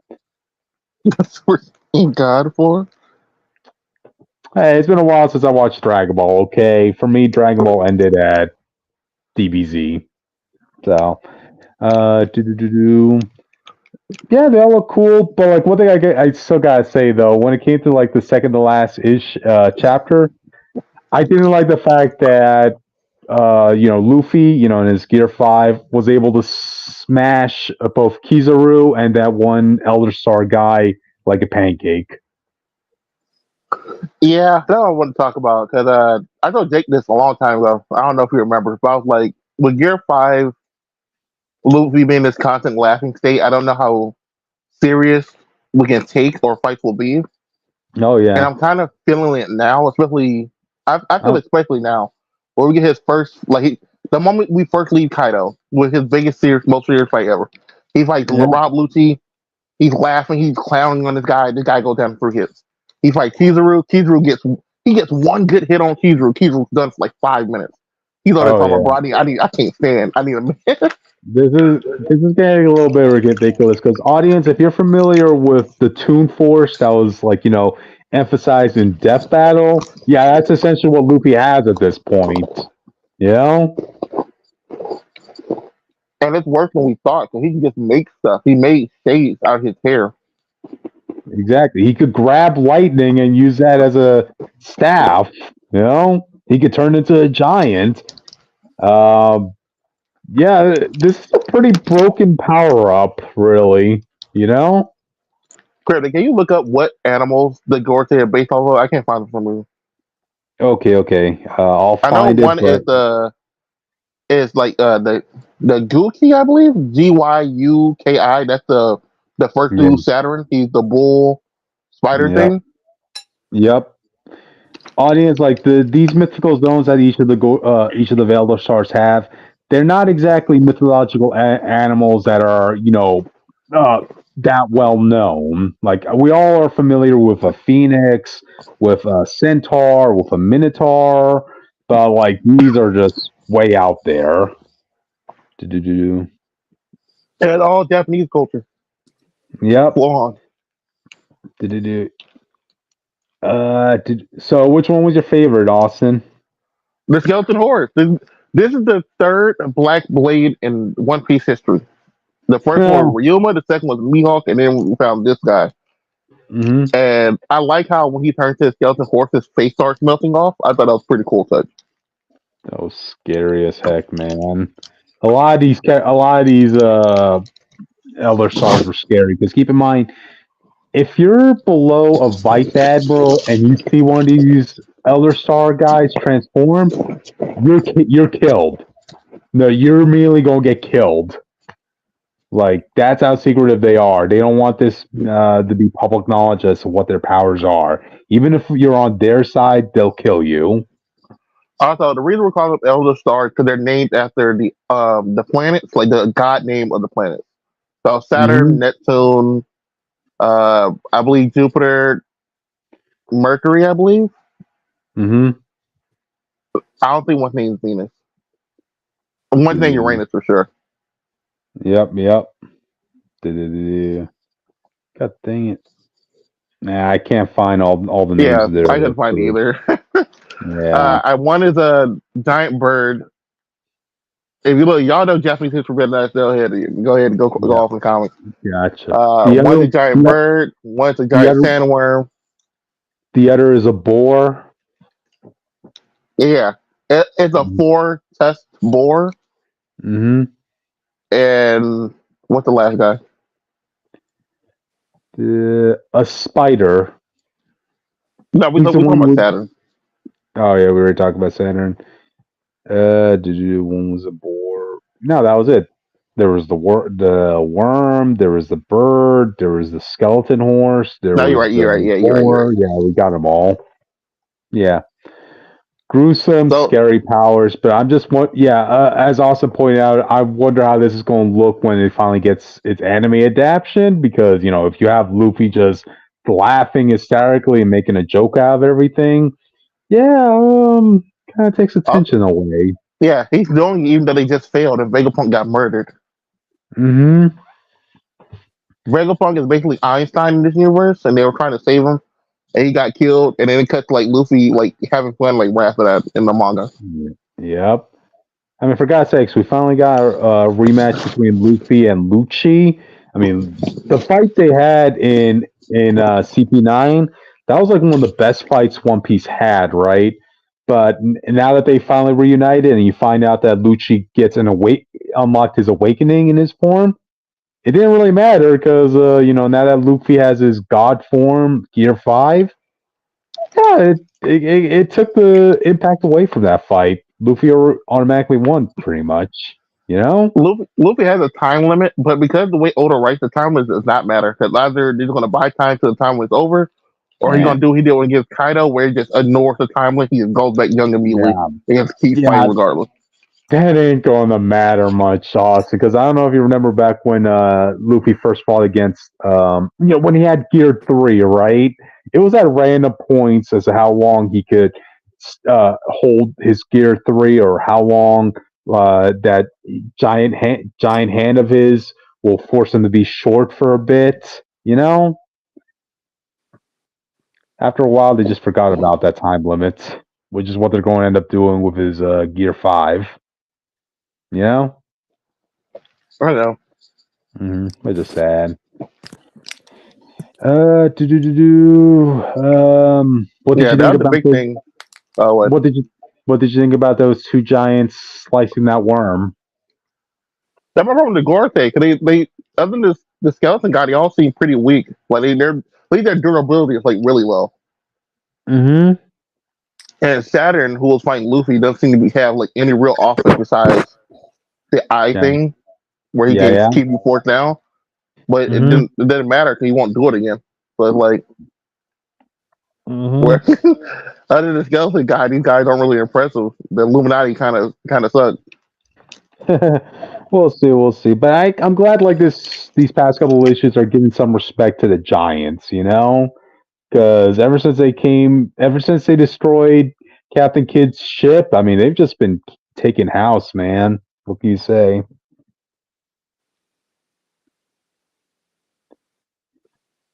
What's happening? I don't know. We're just talking about giants destroying ships and defeating a guy named Kidd. Which, Oh, okay. yeah, Still talking about One Piece. yep, still talking about it. Well, Austin, It you just still got there? really quiet for a moment, and I was like, wait, what's happening? Gotcha. I think we lost Austin. No. Da-da-da-da-da-da. I don't know. One Uh, Piece is well, cool, we're I almost at guess. the I 12 have o'clock never mark. I want indulged people in to it. know. There's gotcha. one character that maybe might make me consider getting into it, but that's very little. But like, whatever. Let me try thinking. Based on how well I know you. Da-da-da-da-da. Moria? The guy with the No, shadow fruit? Yamato. Yamato. Oh, He's cool. do-do-do-do. I would, I would do anything for Yamato. He's so cool. He's just like Mhm. me for real. Okay, hey, Austin's back. Austin, you there? Oh no, Austin's gone silent. Right. Oh no. Right here. Okay. Okay, now you're here. Yeah, but Austin? that's all it really was. Yeah, they do what you Mm-hmm. want to say. That's it, yeah. Okay, gotcha. All right then. With that, we're done with the comic news audience. So now we're going on to the comic reviews. And I'll start us off with Avengers Twilight #4. Now, Austin, you weren't here for the last two issues, so you want to give us your brief thoughts on those before we get to this? Did I miss number two as well? Yeah. Uh, Let me see. Number two was the recruit. No, I was here for number two because we recruited him Kamala Khan. I believe thought about that. So I went here for the Oh, okay. last one. Okay. The last That one, was I the really best enjoyed it. issue. That Yeah, was it was my the best favorite issue. issue. Yeah. That's probably my favorite issue of a comic that month, to be honest. Mm-hmm. Steve and his whole conversation with James, Thor's epic entrance, the reveal that Kamala did show up, even though we knew it was going to happen. I also really like how they're handling the Bullseye becoming Hawkeye. Yeah. I I would thought it was a nice so touch. Yeah, I would so like it if, this version of Hawkeye, she's not related to anybody. She's just a normal soldier in the military, who just was so skilled that she got the name Bullseye, Because Yeah, I can imagine a person being conflicted if you're enlisting in the army and you've been given orders to assassinate Captain America. I'm like, come on, you're not going to feel some confliction there, really? Mm-hmm. I also liked how. What's the best way to say this? I like the situation with Tony. Mm-hmm. I think it's weird, but but realistically, Tony and Reed probably would end up like that in like a dark future because they're Oh too yeah. smart to like just kill and throw away, and you still need their expertise for stuff. Oh yeah. So Head and Jar was the best way to go about it. Yeah, pretty much. Is that the future you want for Reed, Jake? Jake. Huh? Oh, we lost Jake as well. Oh, I thought you were calling me. And damn, why Yeah. keep losing Austin and Jake? Audience, put S in the chat. Yep. But yeah, I mean, I like the last issue. I mean, again, when it comes to James Stark, he's really growing on me as I keep seeing more of Dominic Mysterio in James Stark as we go along. That issue up this character a lot. Yep. I referenced this when it came to issue 3, right? But I would so like it if we come to a point where, you have the fight between James Stark and Captain America, and Captain America grabs James Stark and, pins his head to the ground while there's an Iron Man helmet in front of them. And we reenact the fight between Dominic Mysterio and Santos Escobar, where Captain America's saying, "You see that?" As he's pointing to the Iron Man helmet. "You see that? That is your legacy. Do you respect your legacy?" And then, I don't see that happen. and then James Stark just spits on that helmet, saying, "No!" That's just what I will like anyway. But anyway, so yeah. Did you read this issue, Austin? What? Did you read issue 4? Yeah, well, you start us off. Okay. Well, audience, this picks up pretty much immediately as from where the last issue left off, where Thor is coming into battle, right? And James is like, God dang, he's getting overwhelmed by all these old time Avengers, and of course, now that the band's back together, they dominate. They take care of the rest of the forces, but they not only defeat the rest of the Shield operatives, but they also save the ones that are about to drown in the water. And you do get a good shot of like the band finally back together. The Avengers have reassembled with Kamala on the side. that still just feels so awkward, though. You have the textbook Avengers all here, and Kamala just feels like the only one here that doesn't fit in. I don't agree because Luke Cage and them also here. They weren't original Avengers. Well, Luke Cage has made his presence. He made his mark in the Avengers team. He's been a long-standing member there. He's an honorary member. One run, just like Kamala was. Yeah, she quickly got fired after. Well, she quickly got fired afterwards, man. She got fired. She quit because the Avengers were bullshit at the time. The Avengers are bullshit. Thank you, Austin. Hey. Yeah, but so it would have been. You can make an argument for Luke Cage being an Avengers level status hero. I just don't see that with Kamala, especially in light of her recent failures in the MCU. Or in media in general. You don't think adult Kamala be an Avengers level hero? I don't know. Hey, it just feels weird. Like, when we saw like all the variants, right? All the variant covers, of Alex Ross. Yeah, variant cover of Captain America. The next of Iron Man. You have this one with Thor. The next one we're going to get a Hawkeye. And they saw fit to have Kamala have her own Alex Ross variant. Mm, That's mm, good. mm. The variant looks nice. It's just putting her in the same status as these staple heroes. I still don't see that.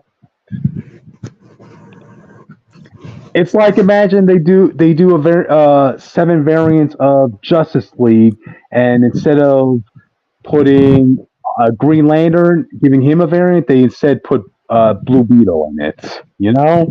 Something feels That's off. not the same thing, but okay. Yeah. But anyway, so the team, they recover Tony Stark's head. They bring him back to base. They're all nursing their wounds. Captain America is trying to rekindle, uh, his his relationship with his wife, who is basically saying, yeah, after this is done, we're divorced, this and that. She's doing her best to take care of the patients around her, and like Steve's there, like saying, yeah, we both help people in our own way, which I hope things work out between these two. And they eventually do revive Tony Stark back. Thor just gives him a little bit of jolt of his lightning, and we Tony Stark is talking about, like, the last things he remembers. Right? He does remember that him and Wasp were trying to go retrieve their son before everything went to shit, but that's pretty much where his memory ends, right? But he is aware at the fact that James's butler, the one who's pretending to be Jarvis's brother, that's actually Red Skull. So I of like how they course could have just figured out by a quick fact check. Like, let me just look on. Let's see. This guy have a brother? No. well, it's easier to edit all that stuff when you have Ultron in your disposal, and when Oh. Red Skull openly admits, yeah, he's been biding his time, to make America the fascist country he wants it to be. Man, I just like how they're making Red Skull a villain. Like, they're not just doing Captain America justice, but they're also doing some justice to Red Skull, who really hasn't been doing villainous shit in Marvel in a long time. They don't know what they're doing on modern day. You can't really have them win. Mm-hmm. And you can't, like, Hydra's been nowhere near like the big three it used to be. When you keep inventing Yeah. new heroes that can just wipe the planet clean like every goddamn week. Just show him being as horrible and as villainous. No, he has to be the embodiment of evil. Make them do something even Thanos like, oh, what the fuck? I don't want to do that. Exactly. I mean, hey, who could forget that iconic moment between Red Skull and Joker? Yeah, even a Joker discussed it with this guy. You gotta figure out something. Yeah. Yeah, you see that, Witch? Even a criminal lunatic can show his patriotism for this country. Which, Anyway, I guess so. Just keep going. but anyway, going back to the issue at hand, like you go back to Stark Industries, and James is making repairs to his Iron Man suit, while Red Skull comes in and pretty much he paints his face red, and he pretty much tells James that, yeah, I'm Red Skull, and James still continues to be on his side. I actually like that scene because I actually like that scene because when H-Day happened, the whole flashback, they don't show you how old James is.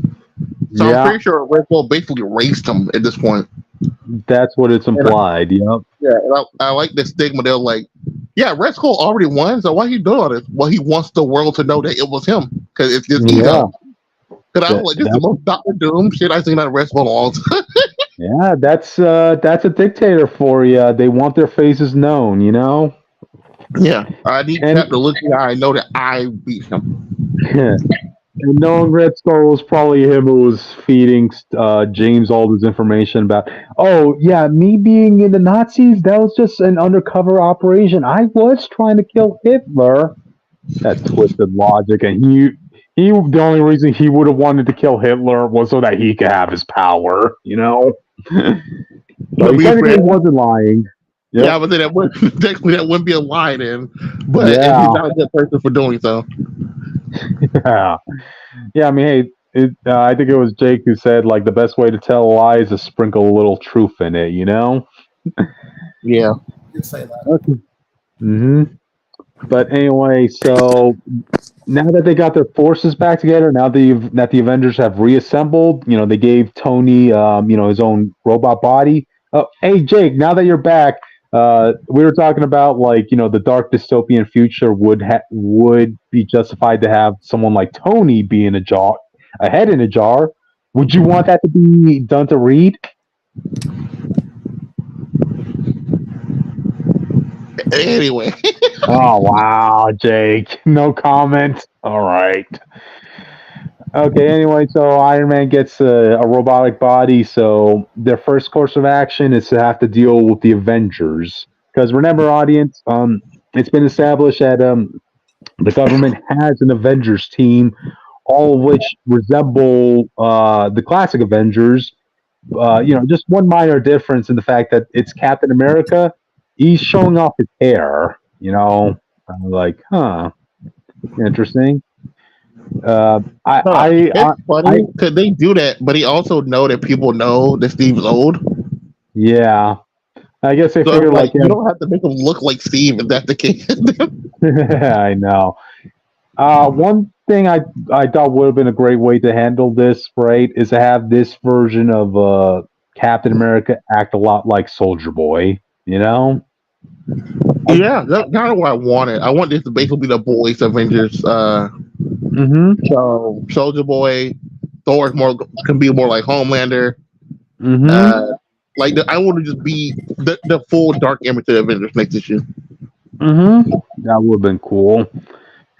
But anyway, so the actual Avengers, their first course of action, we had to take out the this team. So they go break into Avengers Mansion. They try looking for them. They'll try gathering whatever information they can, and that's when they find out that the Avengers team is actually fake. They were a hologram this whole time. They never existed. They were part of like the Red Skull's way of controlling the media perception. As so, I thought that was what dumb. they're I didn't like doing. that choice. Yeah, I like maybe. the idea. Like it's a good idea, but it's like you can't hype up Yeah, the Avengers versus the Avengers and then not do it. yeah. Maybe if Chip Zdarsky had more issues that could have been explored, but we gotta remember, like this is a mini series. I mean, there are only like what 2 issues left after this, Yep. so yeah, it's condensed everything. And of course, like Red Skull knew they were going to come to Avengers Mansion, so he locks them all up, sets off a bomb, and yes, the Avengers team were able to survive. And that's when the issue ends with Red Skull donning the Iron Skull suit, ready I don't think to it's gonna take become a stick, America. but it's like every time they try to do this now. In games, he gets it. I put him in an Iron Man suit. Yep. It's It's just in they have to. games. Yeah, it's This just is, they have to give him something, because yeah, he does have the super soldier. Well, I don't even know if he had the super soldier serum in this universe, but that's not exactly going to be final boss level to go up against all the Avengers at once. oh yeah, from my understanding, this is the Avengers, like starting from the book where Iron Man and Wasp got together from that Yeah, era. So yeah. everything should be the same up to that point, from my understanding. Okay, yeah, yeah. There you go. But So Red yeah, Skull I would think be in he's the something like timeline. it's just like Hmm. I don't think he's going to an Iron Man suit versus Iron Man. You know what I mean? I'm just Yeah, but I imagine he tricked this armor out with with as much firepower as possible. Red Skull's no idiot, and plus, keep in mind he still has Ultron on his side, and he has all of America's resources on his side. Ultron probably has his own plan in there. Hmm. Yeah, true. But we'll see in the next issue. Again, this is a good issue. I highly recommend it. I know, audience, this is basically Marvel's version of Kingdom Come, but dang it, it's a good version of Kingdom Come. So Yeah, then their other version of Kingdom Come they tried to make. yeah. Wait, which was that? Well, you remember originally Marvels with their answer to Kingdom Come, and then they did another future story after that called what was it called the last Avengers story. It was like, Oh, oh okay. yeah, the future's messed up. We need the OG Avengers come back and fix Mhm. it. So this is like a third attempt at this. It only took Chip Zdarsky to save the day. Yay. Chip, this makes up for your Batman run, at least in Yeah. my book. So, yay. Don't mess with these people. Yeah. Okay. But yeah, with that, we can move on to the next one. So, Which, it's my turn. Never mind. yes, your turn. Yeah, it's not my turn again. My Still got one more bad. turn. I got excited to hear about the devil that wears my face. Well, you gotta talk about Transformers first. Robots in Yeah. disguise. Well, Austin, it's You your can't, turn. you can't keep leaving and then come back singing, all right? We tried to Uh, talk to you, sir. Austin is actually your pick. I know. Okay. But let's go. Transformers. Someone mute that guy. Yeah. He can't keep leaving every time we try to talk to him and then come back singing and screaming, okay? Yeah, Yeah. save it for the end, Jake. That's what we agreed on. That's what we agreed on Right. on the document, on the form. Transformers number 6. And the cover is part of the thumbnail. It looks like Optimus has croaked like a frog for some Mhm. reason. Oh my god, he died again? Oh no! Close. Oh, no. Don't worry, kids. You're not traumatized yet. He's not dead yet, but his body is messed up. The last time we saw him, he was missing a leg, missing an arm. Well, he's missing another arm. He had the Megatron arm, his right arm. His left arm is gone now. Yeah. And the worst part of all, him, Ratchet, RC, and Sparkplug, Spike's, what dad? They're stuck fighting Devastator. And this is comic Devastator, not the giant ball having robot from the movie. Yeah. It's basically a Godzilla, a classic Godzilla height level Transformer. Yeah, he is fast. Like they get into their vehicle mode, try to run away. Carly, who is Spike's friend, is with Cliff Jumper, and they're trying to find a way into the ship from the other side. The ship being the ship they crash land on Earth with. Mm-hmm. They go on there. Starscream tries to fight Optimus while he's fighting Devastator. Devastator grabs Optimus by the leg and starts swinging this man and slamming him all across the room. Think like Loki Hulk, but if Godzilla did it to you instead. Gotcha. And RC and Ratchet lay down some cover fire to release Optimus Prime. While this is happening, Starscream heads into the ship to try to scavenge what he can, and what he runs into is Cliff Jumper and this human. And the first thing Carly says, she sees him, I know you. You killed my father. He's like, you killed my dad. And Starscream's like, Dad? What's a dad? What? You know what? I don't care what a dad is. I killed Dad. I killed Bumblebee. I'm going to kill Cliff Jumper, and then I'm going to kill you. Just reestablish that they don't have these terms for family and stuff that we have. Oh. But they put Optimus into the ship as Devastator trying to grab him. Devastator grabs Ratchet's leg. They close the door on Ratchet's leg. They get Devastator out of the house, bro. Out of the ship. The Ratchet is missing a leg as well. Mm-hmm. And Devastator is missing a finger. But Optimus is running low on energon. He is about to die. They do the whole scene. They lay him on a table. The whole scene from the movie. He's on the table. The color hasn't left him yet. He pulled out the matrix and said, one of y'all need to take this. It's not really charged. Man. But one of y'all have to be fine. I don't think you understand. This is fucking useless. Like, what the fuck? Yeah. At this point, audience, if you're reading this with your children, keep them away. This will traumatize them like they did in the 80s. Yeah. Optimus is down. And you have to remember, this timeline, the Matrix and everything seems to work a little bit differently. He used the last of the Matrix charge a few issues ago to save the hospital, save Spike, and now he's running off his own power reserves. Well, just to be clear, that's not the thing that's different, because he could probably do that any time like that. No. I was setting it up, sir. I'm just talking no. Tag team. As this is happening, they're all like, "You can't die. We need you. We can't win this without you."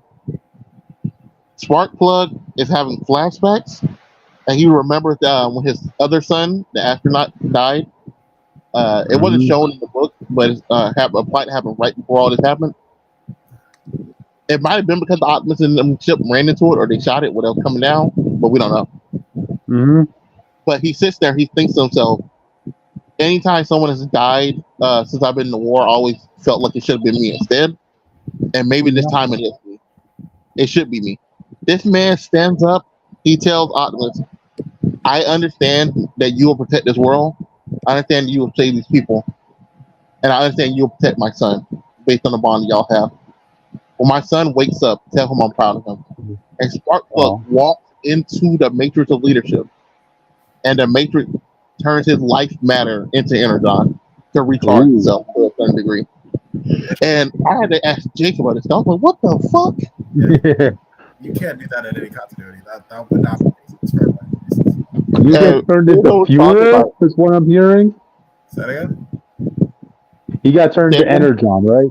Yeah, which you shouldn't be able to do. That just doesn't make any sense. Because at some point, the Decepticons would just be like, oh, word? Okay, let's start sacrificing humans. Just make energy. That's what we brought up. I brought the Jake. It gives this stigma in the future story. There might be a full Civil War type thing going on. Right. Well, like, I understand you don't want humans to die, but we need the Matrix right now. Unicron's here. So, we got to throw people in the Matrix. You got to the only way this would make sense is if another Autobot did it. Like, well, I mean, I'm sorry. It's this. I just want to be clear. Like, this is the universe. This is the rules they're establishing. They haven't really been defined yet. It's whatever. But I'm saying, like, normally it would make sense because, like, energon is like a fuel source. Like, to humans, it's like another energy type. It's like electricity. It's like that. Basically, you can't just like turn into it by stepping into. That wouldn't make any sense. It's also because the reason the Autobots had to leave Cybertron because energon was so low on there, they had to leave. It wasn't easy to replicate. You just can't use anything and just make energon out of it. To be fair, this time, as Jake was saying, and this time we don't know why they left. Right. Well, we just know it's been warring on, and the planet was dying because of the war, not really because of the lack of energon so far, at least in Void Rival. That was it. So it's like there's so many things that just don't add up with other continuity, which is like my biggest problem with it. But it could be set up for something later. It just seems like it needs to be addressed. It could be like just throw it there, like, oh, you sacrifice. Yeah, because credit. When I say he walked into it, I mean he walks into it. Like the Matrix drops on the floor, and it's bigger than him, and he walks into it like walks through a portal. Yeah. Okay. But Optimus stands up. He's like, you know what? I got you. I recognize the sacrifice. I understand what you just did. You will not be forgotten. He said you will not be forgotten, Sparkplug. He's like, dog. Okay. And I promise I will protect their son, and I promise I'll protect this whole Earth. For starting with this green demon. And the first thing he does, the Devastator breaks into the building. He rips off two of Devastator's fingers. Ooh. That was funny enough. Devastator bleeds blue. I guess energon is blue in this timeline. Is it always blue? Okay. I guess Jake's not here anymore. Let's go with that. Yeah, Optimus is recharged. They were able to reattach his hand and his leg. So now he got a new gun. So now he's doing like an AK-47 in one hand and Megatron's cannon in the other hand. And he is laying down the fire on Devastator. Oh wow! He jumps up, gives Devastator a full drop kick to the chin. So this man's flying back. Cliff Jumper is trying to fight Starscream, and Carly had to let him know, bro, me and you are small. We can't fight him like that. He's like, you're right. Let's make a plan. So what he does is he puts a gun on the ground to the side where Starscream isn't focused on, and he leaves it to Carly to try to pull the trigger. And these guns are huge. It's about as big as her whole body. So she's doing all she can try to pull this trigger. and she blasts Starscream straight in the face. And he's missing. I want to say he's missing like a corner of his head, like the Right, top right. left side. And Let's say, Cliff let's say, what? I was about to say, let's say for fun, in light of that damage, she needs a new voice box, and let's give him Bumblebee's voice box. I imagine he looks like Whitebeard, like comic Whitebeard type stuff. Yeah, yeah. You know, But Cliff Jumper gets a chance to kill Starscream. He's standing over his body on the ground. And he's like, you know what? I can't do it. And Star's like, bro, what? He murdered my father. He murdered your family.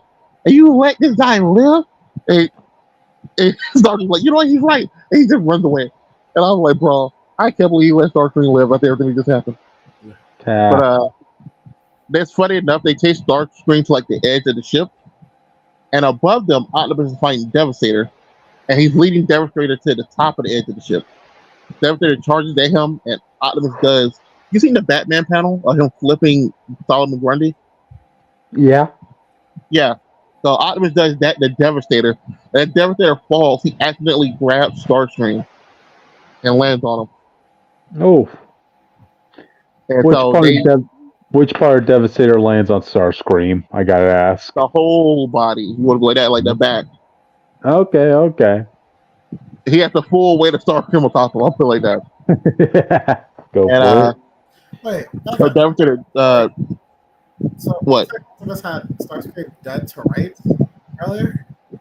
Yeah, he's on the ground. He has a gun in Starscream's face. He doesn't pull the trigger. Okay, that's fine. Like, why does Starscream just get to run away? Like, what's going on? Because obviously Cliff Jumper turns to talk to Carly instead of actually finishing the job. So Starscream shoots him and skedaddle. Oh, okay. That's awesome. Okay. Well, to be fair, I just skip over something I'm trying to save a little bit of time. He grabs Carly and then gets close to the edge of the ship. Okay. So when Devastator grabs Starscream, he lets go of Carly. I guess I should have said that. Yeah. But Cliff Jumper tries to talk to Carly. I was like, bro, I don't want to talk to you. You let that guy live.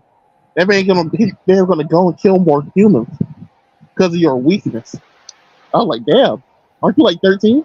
You're so weak, Optimus. I agree, and I get it, but damn. Yeah. Soundwave's still here. Optimus tries to talk to him, like, bro, you can join us. I love to have you on my team. I love to have Soundwave on my team, to be honest. Soundwave tries to throw a punch. He's like, bro, come on, man. Come on. Just because I'm offering peace, I'm going to beat something. That's not going to happen. Nope. And Soundwave runs away with a Thundercracker. And then we cut the Spike in the hospital. And the first thing he wakes up asking is, where's my dad? Ooh. So now Spike and Carly are both orphans. And that's it. Yeah, so this was touched on upon. I mean, it's always been a trait of Prime to be merciful, but it really was touched upon in Transformers Prime that like Optimus has a like if we have to kill them, it's whatever. But like if we could just capture them, like that's enough. You know, that's kind of always been his thing. And even Ratchet has pointed out that like. But like there are times when you have Megatron dead to rights, and if you just killed him, we could have just gone home. Like you gotta stop doing that type of thing. And even that was an arc in Prime too, where Optimus was like slowly getting to the point where he's like, you know what? Yeah, we're just fucking kill Megatron. You know, just get to do it. So it is. I wonder if that's the angle they're going for. I'm fine with that with Optimus. Even right here, he could have killed Soundwave if he lets him go. But it's like for Cliff Jumper, who last time I saw him, he was more proactive Transformer. But to be fair, he dies in like every continuity. He don't really get fleshed out. To be fair, If the Autobots react to stuff like they did in Prime, then their loyalty to Optimus means it doesn't really matter. That's basically what it is.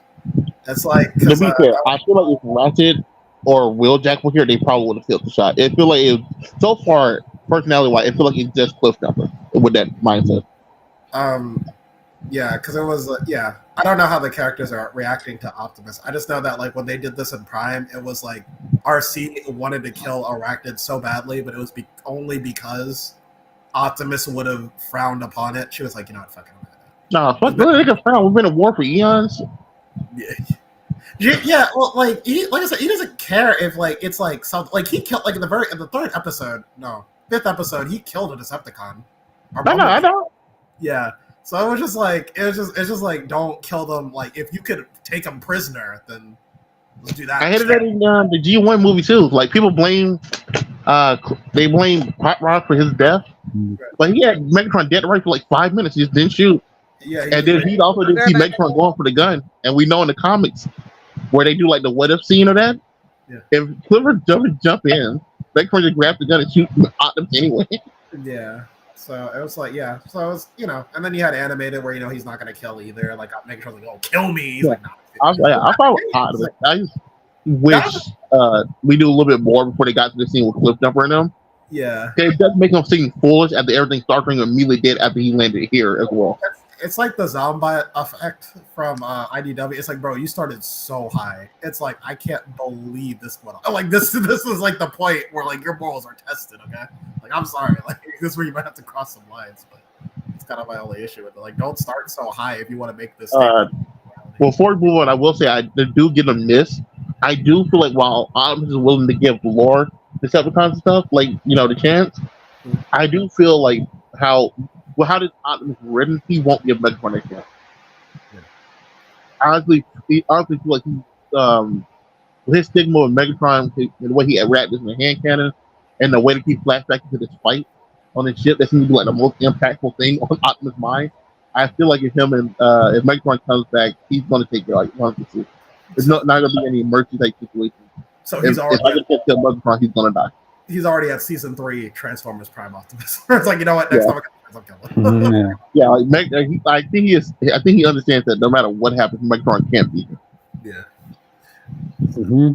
There you go. But which or is he back? Sounds like another good issue, I just think it's a lot. I'm just killing time until Witch gets back. But I'm just here. I've been here. Oh, I thought you said you left. My bad. No, I said I would be right back because my dad knocked on my door. Oh yeah, we thought you were gone, so we're just padding out. Yeah, no, I guess you're good. I just think it's a lot for the first arc. That's what it's just a lot of. I agree. This is a strong arc. Yes, it's a lot for the first arc, but I mean the second arc gonna be spending a lot of time talking and trying to explain stuff. Yeah, and that might hurt the comic for a minute. Yeah. But that's it. All right then. With that, guys, you want to move on to the next? Yeah. Yep. Go ahead, Witch. It's your turn. Cool, because we're talking about demons and shit today. Demons and Catholicism, hand in hand at this point. The Devil That Wears My Face, number 5, I think out of 6. I don't know. Anyways, before I start, I'm gonna have a hard time explaining what happens in this book because so much happens in this book. So I feel like you have to read this for yourself. Because I'm shit at explaining things. So please read this book for yourself after this episode. Thank you. Yay. You better. So if you guys forgot what happened in the last issue, so Vieri, who is stuck in Santiago's body, if you guys remember, you guys know, and basically he was burning ablaze on his ship. That's because Legion is a bitch. That's all you need to know. That's all you need to know. Yeah. Okay, so Maria being best girl in this book, I'm technically the only girl, so you're the best by having no competition. There you go. Yeah. So basically, she finds the ship that was set ablaze because, if you can remember, Yeti can't touch holy items specifically while he's in Santiago's body because he will get heavily burned. Just remember that. So speaking of Yeti Santiago, so Vieti starts to say a prayer, but guess what? We see Vieti's soul being is able to manifest itself in the spirit world because the spirit world, and it's not a great way of explaining it. I'm sorry. So basically, he tries talking to Santiago because they do share a body at the moment, and oh my god, that next fucking panel. You just basically see Santiago and Vieti just being engulfed by many hands. Many hands. So they gotta fight some demons in in the soul world, because that makes sense, guys. Yeah. Hee. Anyways, so we cut back to the Vatican. So Legion is bandaging himself up while they're technically doing an autopsy on that one guy who died in the last issue because of Legion. You guys know about JoJo, right? You guys know the gist Yeah. of JoJo? You know Kakyoin? Of course. Okay, well, that's basically what happened to this guy right here, who is Oh dead. God. But a lot less fantastical, more gory, if that makes any sense to you. This man got donuted. Just go read this book. Yeah. So basically, Legion has to figure out what to put for the eulogy, you know, being like, oh, death by conscience or whatever, like conscious succumbs to the sudden growth of spine, or perhaps meddled with the wicked work of Legion, you know. And so before he was able to finish this little monologue, two guardsmen come in and be like, Father Vietti, like, we need your powers of exorcism. What should we do with the Marquis de Lazarus's corrupted blade? And Legion is going through it, man. Like, he's losing his shit. And he's like, you fools, get that blighted thing away from me. Destroy it immediately. And before they actually do it, one of the cardinals, one of the only motherfuckers with sense in this damn book, he pulls up and he's like, guardsman, you may bring the sword to the archives for further study. I need to talk to my apprentice. I have to have a discussion with my apprentice. And I'm like, ooh. And Betty calms down and Benny's like, very well then, what troubles you, Cardinal? And the Cardinal's like, have you lost your senses, man? Like, I sent you on a diplomatic mission and you wreak havoc across the fucking city instead. What the hell, man? Like, your hubris caused the lives of several. Like, are we just not gonna talk about that? You know? No. Yeah, exactly. And so we see a cloaked figure run past a knocked out guard, you know, because duh. And so Legion is like, if you must know, the Marquis de Lazarus is a Freemason sympathizer. Like, I have since asked myself, why was the Cardinal following me in the first place? And, you know, he's like losing his shit, man. And before he's able to lose his shit more, there's a gun pointed at his temple, at his, you know, which is great. And you hear a voice off panel being like, do not listen to these words, your eminence. And guess what? Best girl Maria pulls up. And she's like, demons like him will say anything to preserve their secrets, you know? Like, this isn't, like isn't that right, Father Vietti? Or should I use your true name, Legion? You know? Which, go off, queen. Best girl Maria. AKA the only girl in this damn book. Literally the only girl in this damn book. Anyways, so we cut back to the spirit world. So basically just in Santiago's conscious. So I'm calling it the spirit world because, yeah, too much words. Anyways, so we see Vietti being like, please, I beg of you, let him go. And he is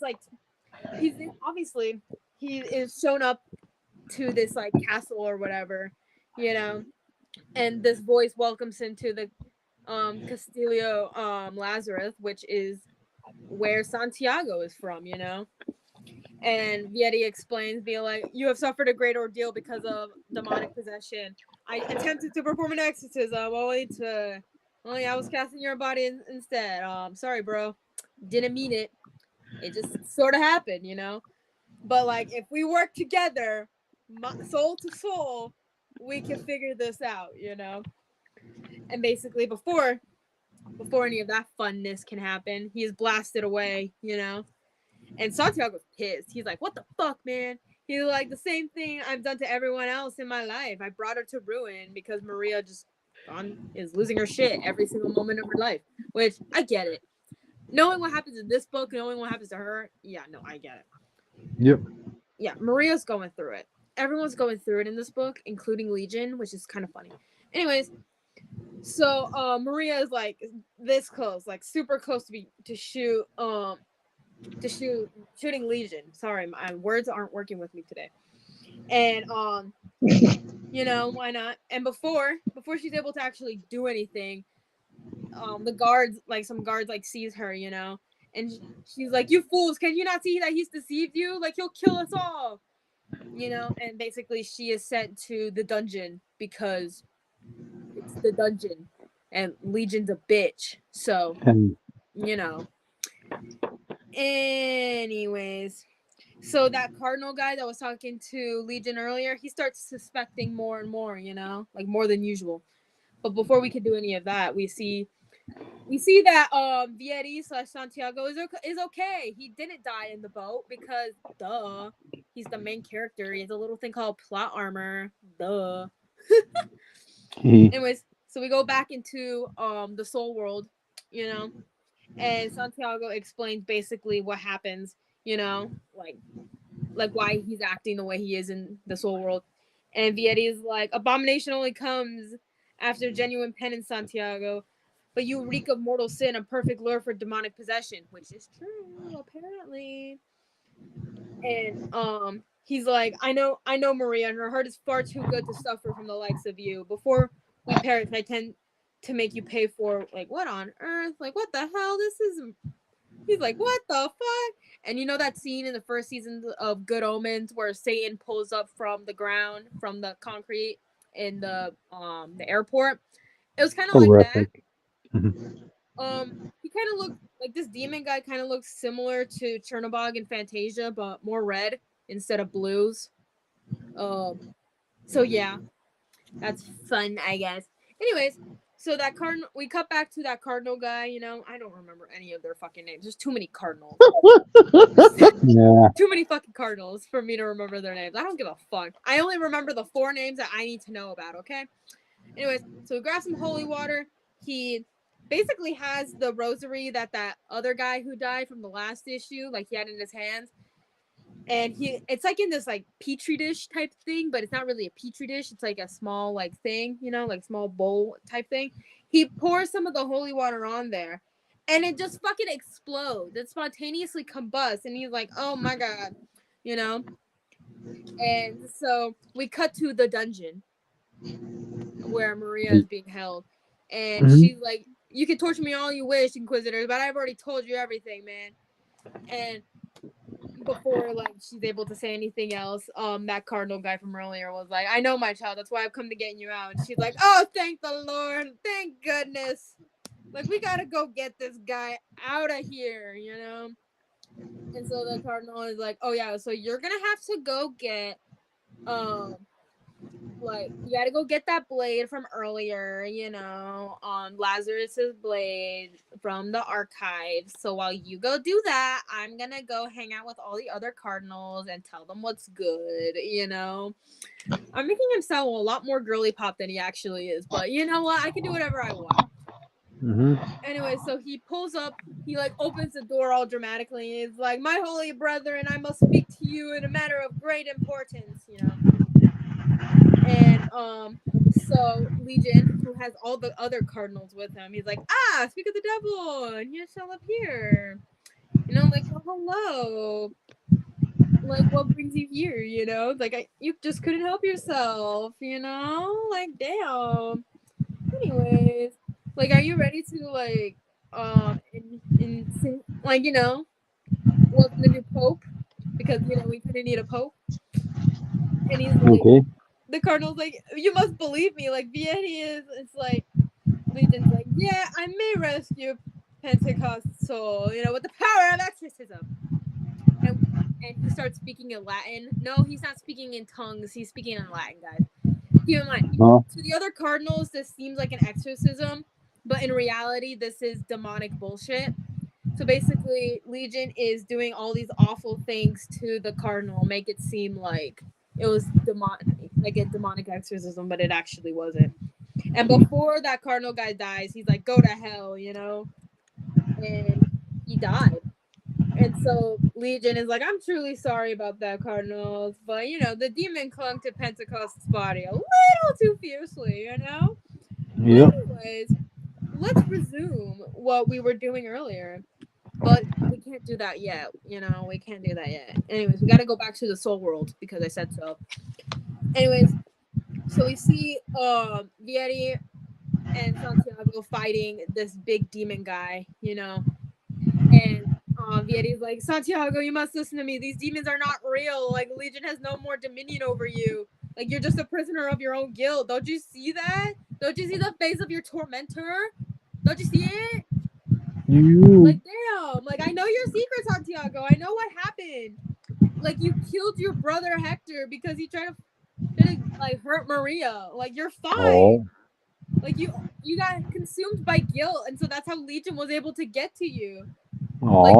Like that old woman from like the first issue. Like, yeah, she opened my eyes to it, even though she was dying. I don't even know if she could see in this panel. But anyways, it doesn't matter. It's fine. And so Santiago's like, you really believe that, don't you? It reminds me of my father. He always said, if the devil gives you hell, make sure you give it right back. Give it to him right back, right?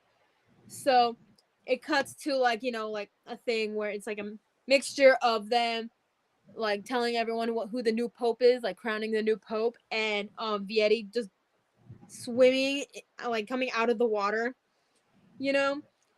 And so we're like, and he comes out of the water, you know, and he's like, thank you, Santiago. Legion hasn't won the day just yet. And when we're finished, he's gonna beg us to send him back to hell. And guess who became Pope Constantine III? Who? It's Legion, guys. Come on, guys. It's Legion. I thought you were about to say your mom, witch. Come on. No, I'm talking about demons and shit here, okay? We'll talk about your mom later. The last time I checked, I don't think she's gonna become a demonic pope. Okay, come back to me on that. Anyways, so the next issue is called Hell or High Water, and that's gonna be available in May. In May?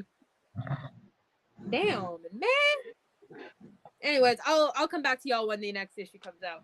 But I'm excited to see how this story concludes. For some reason, we do not have a letters page in this, but that's okay. Anyways, this issue was fucking nuts, and I'm sorry that I was shit at explaining it. Yeah. Go read this book for yourself so I can talk about it more online. Gotcha. Anyway, that's it. All right. Okay.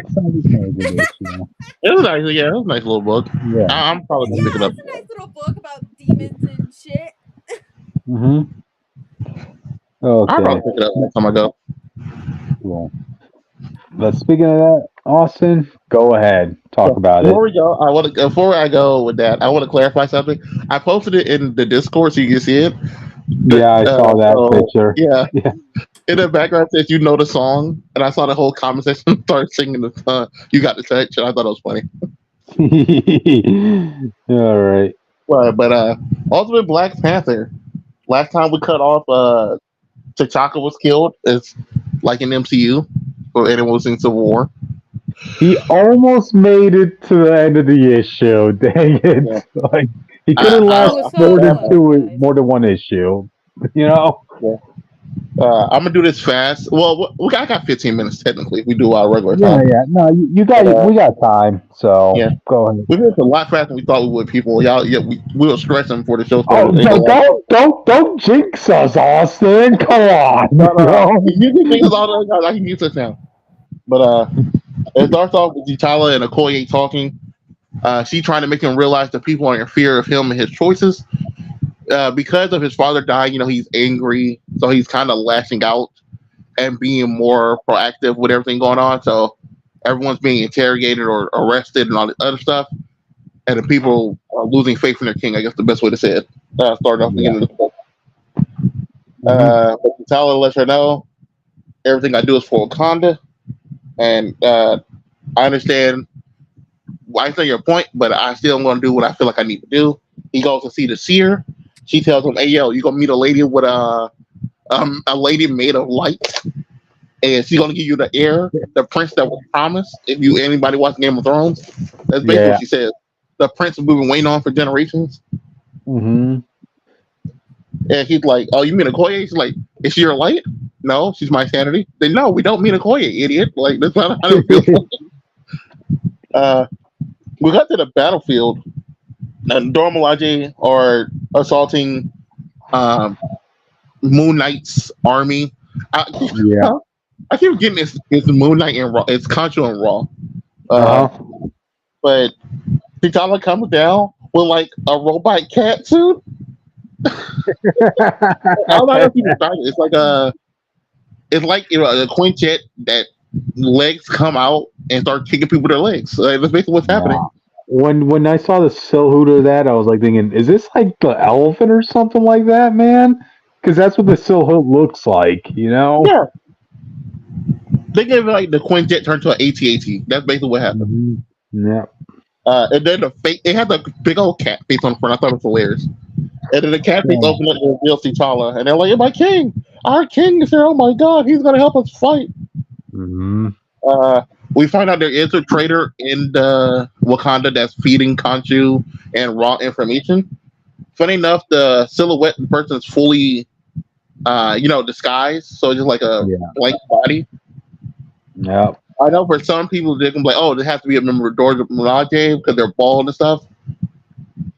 It could just be the person's bald, they're not showing, the thing blocking the clothes. Mm-hmm. I think because we know they just announced, "Hey, yo, T'Challa's gonna be, have to do a storm to get a baby and stuff." I think it'll be the Dora Milaje, and Okoye might be in on it. In my own personal thought, because we gotta get Okoye to we gotta move Okoye to the side, one way or another. Yeah. But we cut to them having a meeting about everything going on, trying to figure out how they're finding out this information, and they no one, especially sure, can figure out why anybody in Wakanda would be helping Moon Knight. And I was like, obviously they must hate T'Challa or the King, or have some type of grudge against y'all for some reason. So you need to figure that out. I'm figuring out there's something that make people hate y'all at one point. Everyone does. Fuck. You have done something even by accident that piss somebody off. You know what I mean? Of course. They send a ship. T'Challa's flying somewhere. His ship gets shot down. He jumps out. He's jumped by the Khonshu people, and the person who saved.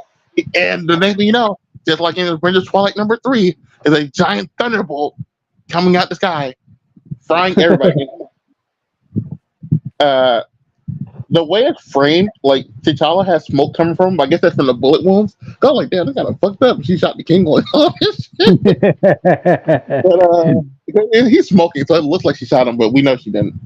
Mm-hmm. She shot all the bad guys, and for the first time, he sees Storm in this franchise. Well, first time he sees her in this franchise. We saw her last issue. Her and Killmonger are freedom fighters. Yep. Killmonger is also a person that obviously could be the person, the mole somehow. But his whole reaction is a woman made of light. So I don't know how I would. That's the end of the issue. I don't know how I would feel if you told me, oh yeah, you're gonna meet a woman, you're gonna marry her, you have a kid, and I have a wife already. I might not like this lady that much. I might not love her. But you can't tell me oh yeah, the next woman you meet, you're gonna meet a woman you like. That gonna be your dream girl. I had to tell. I would totally tell you about the movie. I ain't gonna lie. Okay, I don't want this book to end up being some black baby mama drama. I swear to God, bro. Hey Aurora, how do you feel about beds? Are you a queen size bed or are you two separate bed type of person? Yeah, I think that would be the deal breaker. Yeah, that might be the whole deal thing right there. I love it. I need you to have a king size bed, but I also want my little bed in case I want to sleep by myself. But what if that was his choice? I don't want to sleep. Please don't let me sleep next to her. I like this issue. It's more straightforward, what you expect from Black Panther. Really, every character plays the same role that from the movies so far. The tech is the tech isn't that different, just more cat themed. This one should be called the Catmobile or something, the Cat Wing or something. They do Batman anywhere. And they could have gone the other route and brought in the Black Panther version of the Hulkbuster armor, but hey, it was their choice to go with. I don't want no Hulkbuster. At least till Iron Man comes out with him. I do like his first meeting with Storm. I do want to see his relation, what his relation with Killmonger going to be in the universe. Oh yeah. I don't think they're gonna go to full. Oh, actually, I'm your cousin, and I don't like y'all because y'all meeting my dad situation. I think Like, they're gonna. I I hope in this time they're actually genuinely becomes friends. I would like to see the Twilight where they team up.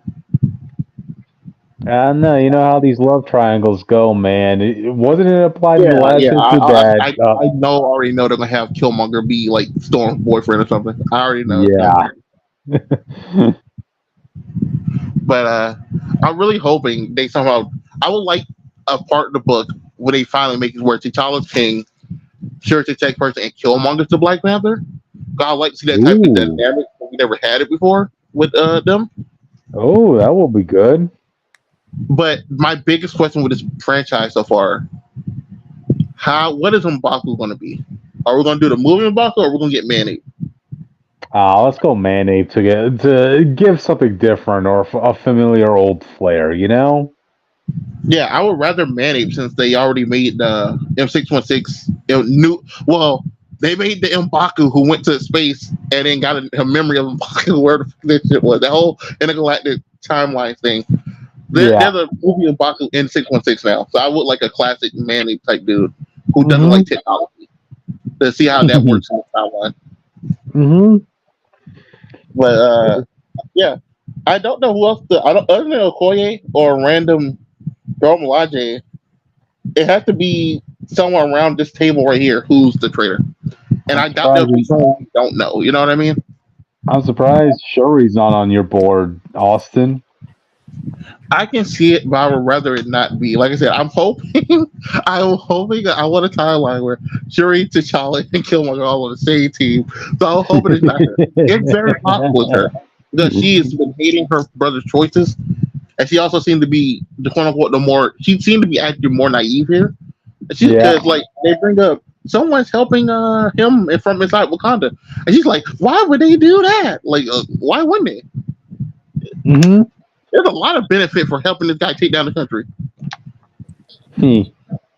That's true. That's true. But yeah, I mean, it definitely is another solid issue to continue on, like what happened in the last one. You know? Yeah, that's all I can say so far. The Ultimate Universe, all the follow ups, even though they're like paying the course, staying the course of what the first book played, I don't think any of them like dipped in quality. I haven't really liked the issue more than the other one. Mm-hmm. I think the biggest problem with this issues are that they're not coming out fast enough. Oh yeah. So like all the hype for Ultimate Spider-Man is dying down by the time the next issue come out. You know what I mean? Compared to Yeah. like Powers of 10 and House of 10, where every week you had a new exciting issue and you're just switching back and forth. Yep. Yep. For real. But other than that, I give it like an 8. I give it like a 7, 8. Mm-hmm. I like T'Challa's outfit. I like his standing. And this is I probably just my can't. favorite Okoye design in I, ever. I just What is can't stand I just can't stand the open mouth of T'Challa's Yeah, it looks costume. terrible. I don't get it. Why would he do that? It never worked in Marvel's the Ultimate TV Yeah, movie. It Ultimate doesn't work Avengers, here. it didn't work there. It ain't gonna work here. You know. Yeah, well, I'm praying he gets a better helmet soon. You know one thing I've Either always that been or just meaning. keep the mask off.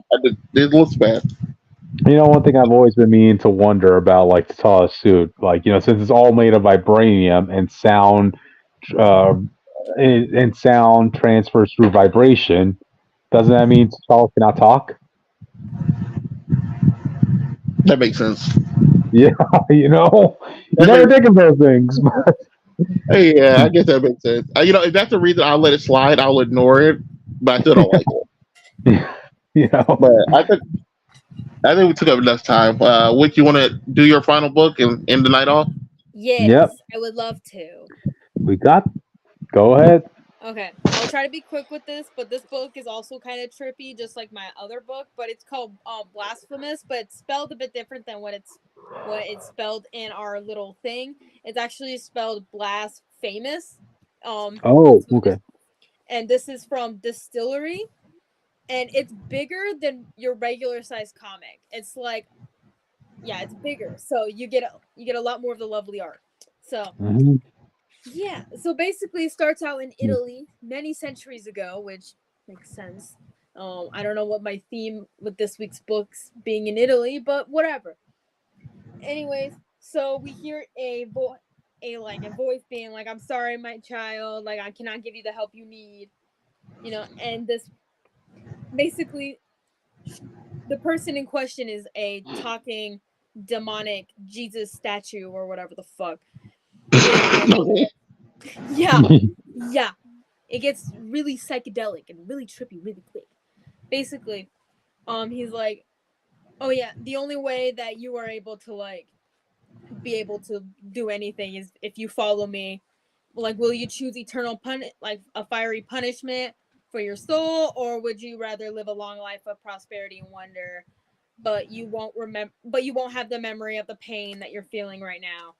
And we see this nun lady holding the body of someone who has been charred, bitch, charred. Anyway, so she's like in tears. She's like, "I have nothing left. I'll take your deal. Of course, I'll take it." So cut to 600 years later. So basically, this TV program is starting and everyone's watching it. So basically, they explain to anyone new, which in the universe no one is new to what this thing is, but to us we don't know what the fuck it is. Anyways, so they explain that around 20 years ago, before the start of this book, there was this thing called the Order of the New Church of the Triple Crucifix, which that's a long ass name, but we're just gonna call it the Order for now because that's shorter. So basically, they were born from the greatest split to rock the Christian world since the East-West schism. Don't worry about that. That doesn't really get explained right now. Basically, they were created to reconnect society in a spiritual way, in a new and revolutionary way, which just sounds like a lot of like new age spiritualism bullshit, but does not matter. And yeah, basically they're just explaining that, oh, there are people who have like special abilities that help out with this, and all that other stuff. And there's this one character who was watching from outside of a restaurant and everything. Keep her in mind for later. She has blue hair piercings, and potentially pronouns, if you get the joke. Anyways, blue hair and pronouns, bitch. Yeah, we're going there. So basically, this lovely lady, she jumps on a bus and watches this this show happening, this broadcast happening. And I'm just gonna be 100% real. I never learned how to pronounce her name properly. It's basically Celia, but there's another L in between the C and the E, so it's like Slelia or whatever the fuck. I don't know how. Yes, it's Slelia or something. That sounds gross. It's okay, Witch. You're American, so you have a pass on mispronouncing a name. I try, like you, but it's spelled really weird. So unless I hear it, I will not know how to pronounce it. So besides the point.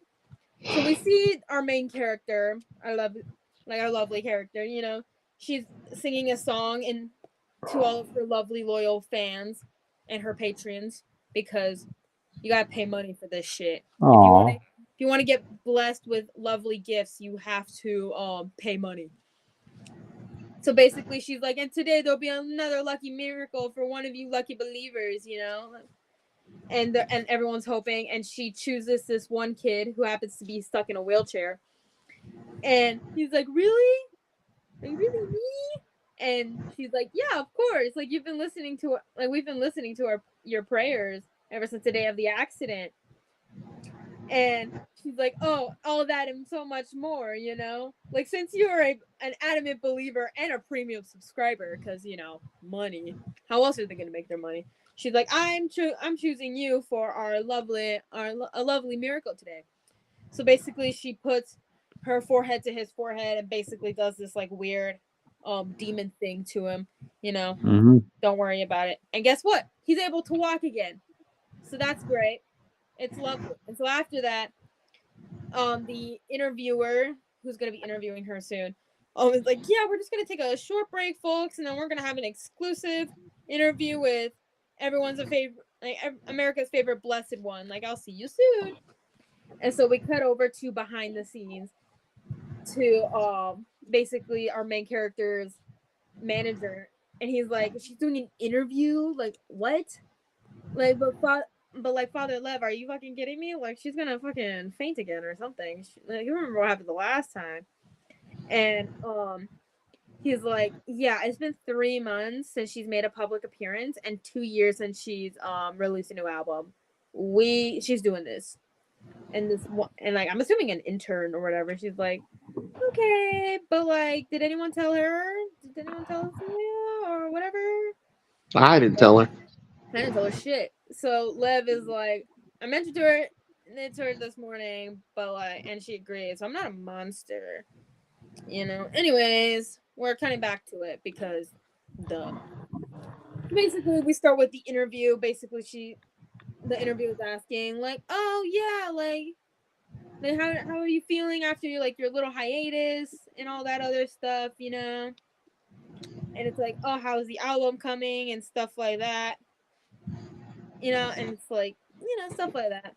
So basically, you can start seeing that she's like starting to crack under pressure and stuff like that. And it's like, shit, you know? Like, she wasn't supposed to mention a certain person, but don't worry about it. Anyways, so yeah, the interviewer asks for an album release, you know? And I'm just gonna call her the Blessed One because that's what everyone calls her. She's like, oh yeah, I remember this one. Like, next year, you know, when the album's out, I'm gonna be on tour. It's gonna be great. And she starts like babbling on and on and on. You know, it's all great. And she explains that she's like happy with all this fame and all this other stuff. And the interviewer is like, but are you really happy?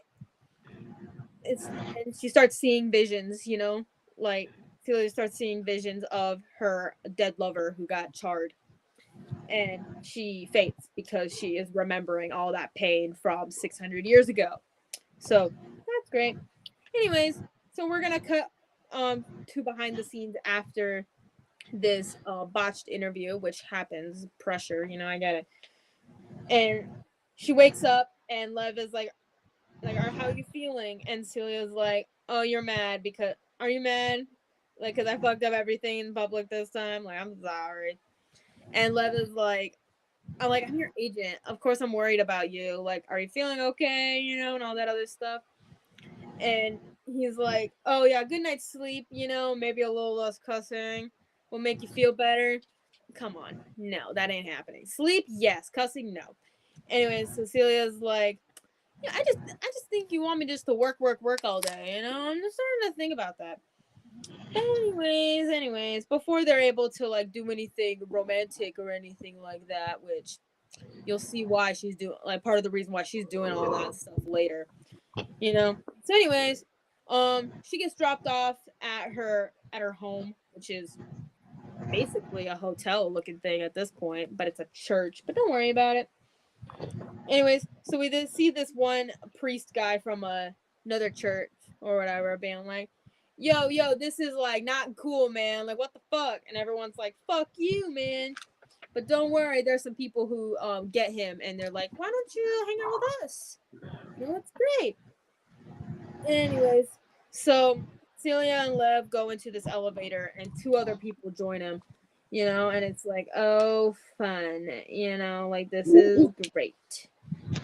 Like, this is lovely. Hi, Sister Portia. How are you doing? You know, all this other stuff. I don't know. Portia seems kind of condescending, but don't worry about it. Anyway, so we remember that one kid who got his walking ability back. Well, we see him in his room. He rubs his eye, and we notice like this weird thing that's coming out of his eye, and it looks really fucked up. But we'll see what happens in the next issue. I don't know. Anyways, doesn't matter. We'll get back to it another day. So Lev and Celia get off of out of the elevator. She goes into her room, and you could just see it's an absolute wreck. Like, you know, she's going through it mentally. Like, remember, like, you know, all those like celebrity breakdowns, like that we see sometimes. Yeah, this is basically what's happening to her, which I get it, 100%. So she's having trouble working on her album, and she decides to not listen to her agent and actually starts looking at the at what people are saying about her on the internet, and that basically causes her to go into a psychotic episode. You know, Oh, and good basically lord. while she's having her psychotic episode, she sees we hear a disembodied voice kind of her former lover, you know, and basically this the spirit, quote unquote, of her former lover, basically like a hallucination, and almost causes her to jump off of a ledge on her balcony. So don't worry, she's fine. Anyways, cutting to the next page. So we see this conversation between two people, and we find out that it's between Lev and remember that girl with the blue hair and the piercings from earlier? Well, Yeah. actually, she's being hired to be Celia's psychologist and therapist because she's been going through it, you know. And Lev is like, "Oh yeah, like Celia needs like professional help, bitch, like as soon as possible. But like we need this kind of be discreet. So, I hope like this, like I hope you being a quote unquote fangirl isn't gonna like undermine things." And she's like, "Oh yeah, not at all. Don't worry about it." By the way, her name's Dorothy Blaze. Just letting you know that now. She's like, "Oh, don't worry about it. It's been my dream to work with you guys. You know, like I'm a part of your VIP. I'm a premium subscriber. You get the gist. You get the idea." Mm-hmm. And she starts gushing about Celia and all that other stuff. And Lev is like, "Trial, don't make me change my mind. Like, don't make me do it." And she's like, "I'm sorry." Like, "I'm sorry, it won't happen again." And Lev is like, "I can't understand. Like, this time I am threatening you, okay? Like, this contract is binding, bitch, so don't fuck up." You know? And Dorothy's like, "Got it. Super clear. Like, I get it." You know? And after she signs her name in the thing, she's like, something feels weird, you know? It's like, damn. Anyways, that was kind of like an initiation type thing. Like part 1 of the initiation. Anyways, Yeah. so the intern from earlier comes in and be like, "Oh yeah, Blessing Celia escaped from her quarters and she bribed one of the guards to let her go to one of the churches." And Lev is like, "Motherfucker." So they have to go to one of the churches, which it looks like a nightclub. And once you enter in, you're like, "Yeah, this looks like a fucking nightclub. This looks like an orgy house." Okay? Like, it's fucked. People are doing coke and shit like that. And Dorothy's like, "What the fuck?" You know, and anyway, before we get too into it, like after Lev explains everything, you know, we see two people running towards to Lev, and they're like, "Zula's lost her mind. Like, we were gonna like do like some stuff, you know." I'm not gonna say too much into it. This is a very 18+ book, by the way. And then she like started hallucinating, and she started singing vulgar and a forgettable song, and it's like, motherfucker, you know. So we cut to Celia just like in a room. She's just like going through it. Yeah, she's going through it right now. Don't worry about it. So Dorothy tries to explain like who she is and everything like that. And Celia's like, "Sweet, but no. Like, I have everything I need right here." You know, she's like, "I'm not hallucinating. I'm remembering. Like, what are you going to do to stop me?" You know? And after a brief conversation with Lev, she puts the gun to her head and she's like, beneath all this pain, all that guilt, there was only moments when I was truly happy. I guess I just missed that feeling. Sorry. And she shoots herself. Oh Shoots herself no. in the head. But she's fine. Anyways, I know not the first time people have potentially shot themselves in the head. And so we cut to a memory of hers from centuries ago where she's talking with her lover and she's like, "Oh yeah, if they call me a witch, they can call me a witch all they want, but you know what, maybe they're right. I don't care. Like, I love you and that's all that matters." She's like, "Are you afraid of me?" And Celia's like, not ever, and I'll protect you and I won't let anyone hurt you. Like, I swear to God." And yeah, fuck. Yeah, she got charred. Remember? The lover got Yeah. charred. Anyway, so Dorothy's like freaking out because like she just saw her idol just shoot herself in the head, and Lev is like, "Yeah, don't worry about it. She'll be fine. Like, she did this literally last night. You know, like, she's fine." And like Dorothy's freaking out, but yeah, like, and then you could just see Celia like sitting back up, and she's like, "What year is it? Like, what happened, man? Where is she? Where's Maria?" Mariana, which is the name of her former lover. Yeah. It's great.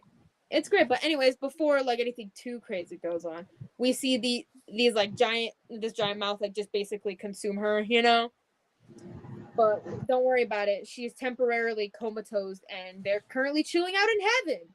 Yay! With bright ass colors. That if this was animated, this will cause someone to have a seizure. I'm just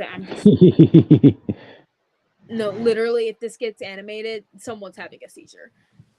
Posting on Discord or it didn't happen, which I'll post it afterwards because I still got a lot to talk about. Oh, okay. Anyways, so Celia is like, I don't need a babysitter, man. I'm fine. And Lev, who's like in his demon form, is like, of course you're fine, but that's not the point. Like, damn. And Celia's like, I'm sick of your orders. Make me mortal again so I can be done with this. And Lev is like, stop talking all this shit nonsense. You're my saint. Like, all I care about, like, I'll care about you till the end of the time, like, until the end times, like, always. But anyways, back to us, Miss Blaze. Like, you're in heaven, yes, but don't worry, you're not dead. You're fine. You're, like, temporarily comatose, but don't worry about it. So, like, would you like a quick tour? And so, anyways, I don't know where they got this, but they got a robe for Celia, so she's not walking around butt ass naked, only in fishnets. So that's cool, I guess. Anyway, so they explained that there was a great battle between good and evil, and all this other stuff, and all the angels were like wiped out and stuff like that. It was like a whole thing. So basically, Lev used Celia as like, basically a saint, and all this other stuff to get all like love and affection from everyone, like bond people. Like they've been doing this for centuries. It's fine. Don't worry about it. It's kind of like mystical ecstasy. It's all good. Don't worry about it. Yeah. And guess what? They pull up to this giant heart with eyeballs and wings to it. It is so fucking cool looking. I'll post pictures later. Don't worry about it. You have to use your imagination. Gotcha. So yeah. Basically, they explain all the things like what happens when you're immortal. Like death don't matter to you even if you want it. It's all a thing. Like Lev is like, Celia is my number one and all this other stuff. But before anything happens, someone grabs Lev's like collar and is like, what is this blue-haired mortal doing here? And guess what? It was Portia, Sister Portia from earlier. And Lev is like, don't be silly, Portia. Any mortal in close contact with us must be well informed. Duh. And Portia's like, perhaps, but not without the approval from upstairs. Like, no one here like knows a damn thing about this. But yeah, don't worry about this. Like, Dorothy tries touching one of the eyeballs and be like, this is like terrible, And Portia's like, roll up your sleeves then. Don't get all touchy-feely, And it's like, fuck, And like, why can I speak today? Dorothy's like, yeah, what if I don't want to do all that other stuff? And Lev is like all like with like blissfully being like, oh yeah, this isn't just an ordinary contract, Like, you know what happens when Celia performs one of her miracles? Like, there's literally like some demon possession in there. It's great. Yeah. Celia's like, you fucked up, bitch. Like, you're screwed. Like, it don't matter. You're fucked. I don't care if you're a good person. Like, you're all fucked. Anyways, the next day happens, and it's like Lev is talking to someone on the phone about like postponing the album and all this other stuff, but it's fine. But we have to cut to a quick quick therapy session. But like Celia's not really having it and all this other stuff. She's like, you should be against all of this. Like, Lev made me forget all this other stuff. And she just keeps going on and on. And Dorothy just had enough of it and slaps her, And she's like, enough, Celia. You're acting like a child. And Celia's like, how fucking dare you? It's like, you can't be this stupid. And Dorothy holds onto her face, and starts talking to her. And she starts having a vision of her former lover, Yeah, but, it's all good. Like, they finish up their little therapy session for the day. So we remember that one priest from earlier? Well, they cut over to this one church, and it's like, welcome to the house of God, the real one, unaffiliated with any sham churches led by demons and secret, Mm-hmm. And it's like on that cross that they have like these angel wings on it with like eyeballs, and they open up the stick with this relic that kind of looks like psychedelic goop. I don't fucking know. But guess what? It's actually the heart of their own Messiah, their own saint, their own superstar. You can just see her forming her own body, and that's where the issue ends. Yeah, like I said, very psychedelic, very horny, lots of demons. Yeah, go read it. It's good. Good. Sorry that took so long. So sorry. Oh, that's okay. That's fine. I'm glad we were able to get all through all the topics, you know? Yeah. Mm-hmm. Anyways, that's all for tonight, audience. Yeah, we got through it, guys. Yay. Alrighty then. You guys want to close out with just one last minute social wish? Yeah. Okay. First of all, subscribe to the YouTube channel because I said so. Unfortunately, we do not do premium services, so you don't get any premium services as of late. Sorry, guys. Anyways, so you can also follow us on Twitter at ComicFanatic69. That's where we post all the updates because, yeah, duh. Anyways, if you want to follow me, you can follow me on Twitter at WitchofJotun with an E instead of a U. You can also follow me on TikTok and Instagram at witch_of_Jotunheim. And yeah, have a good night, audience. Good night. Good night. Bye.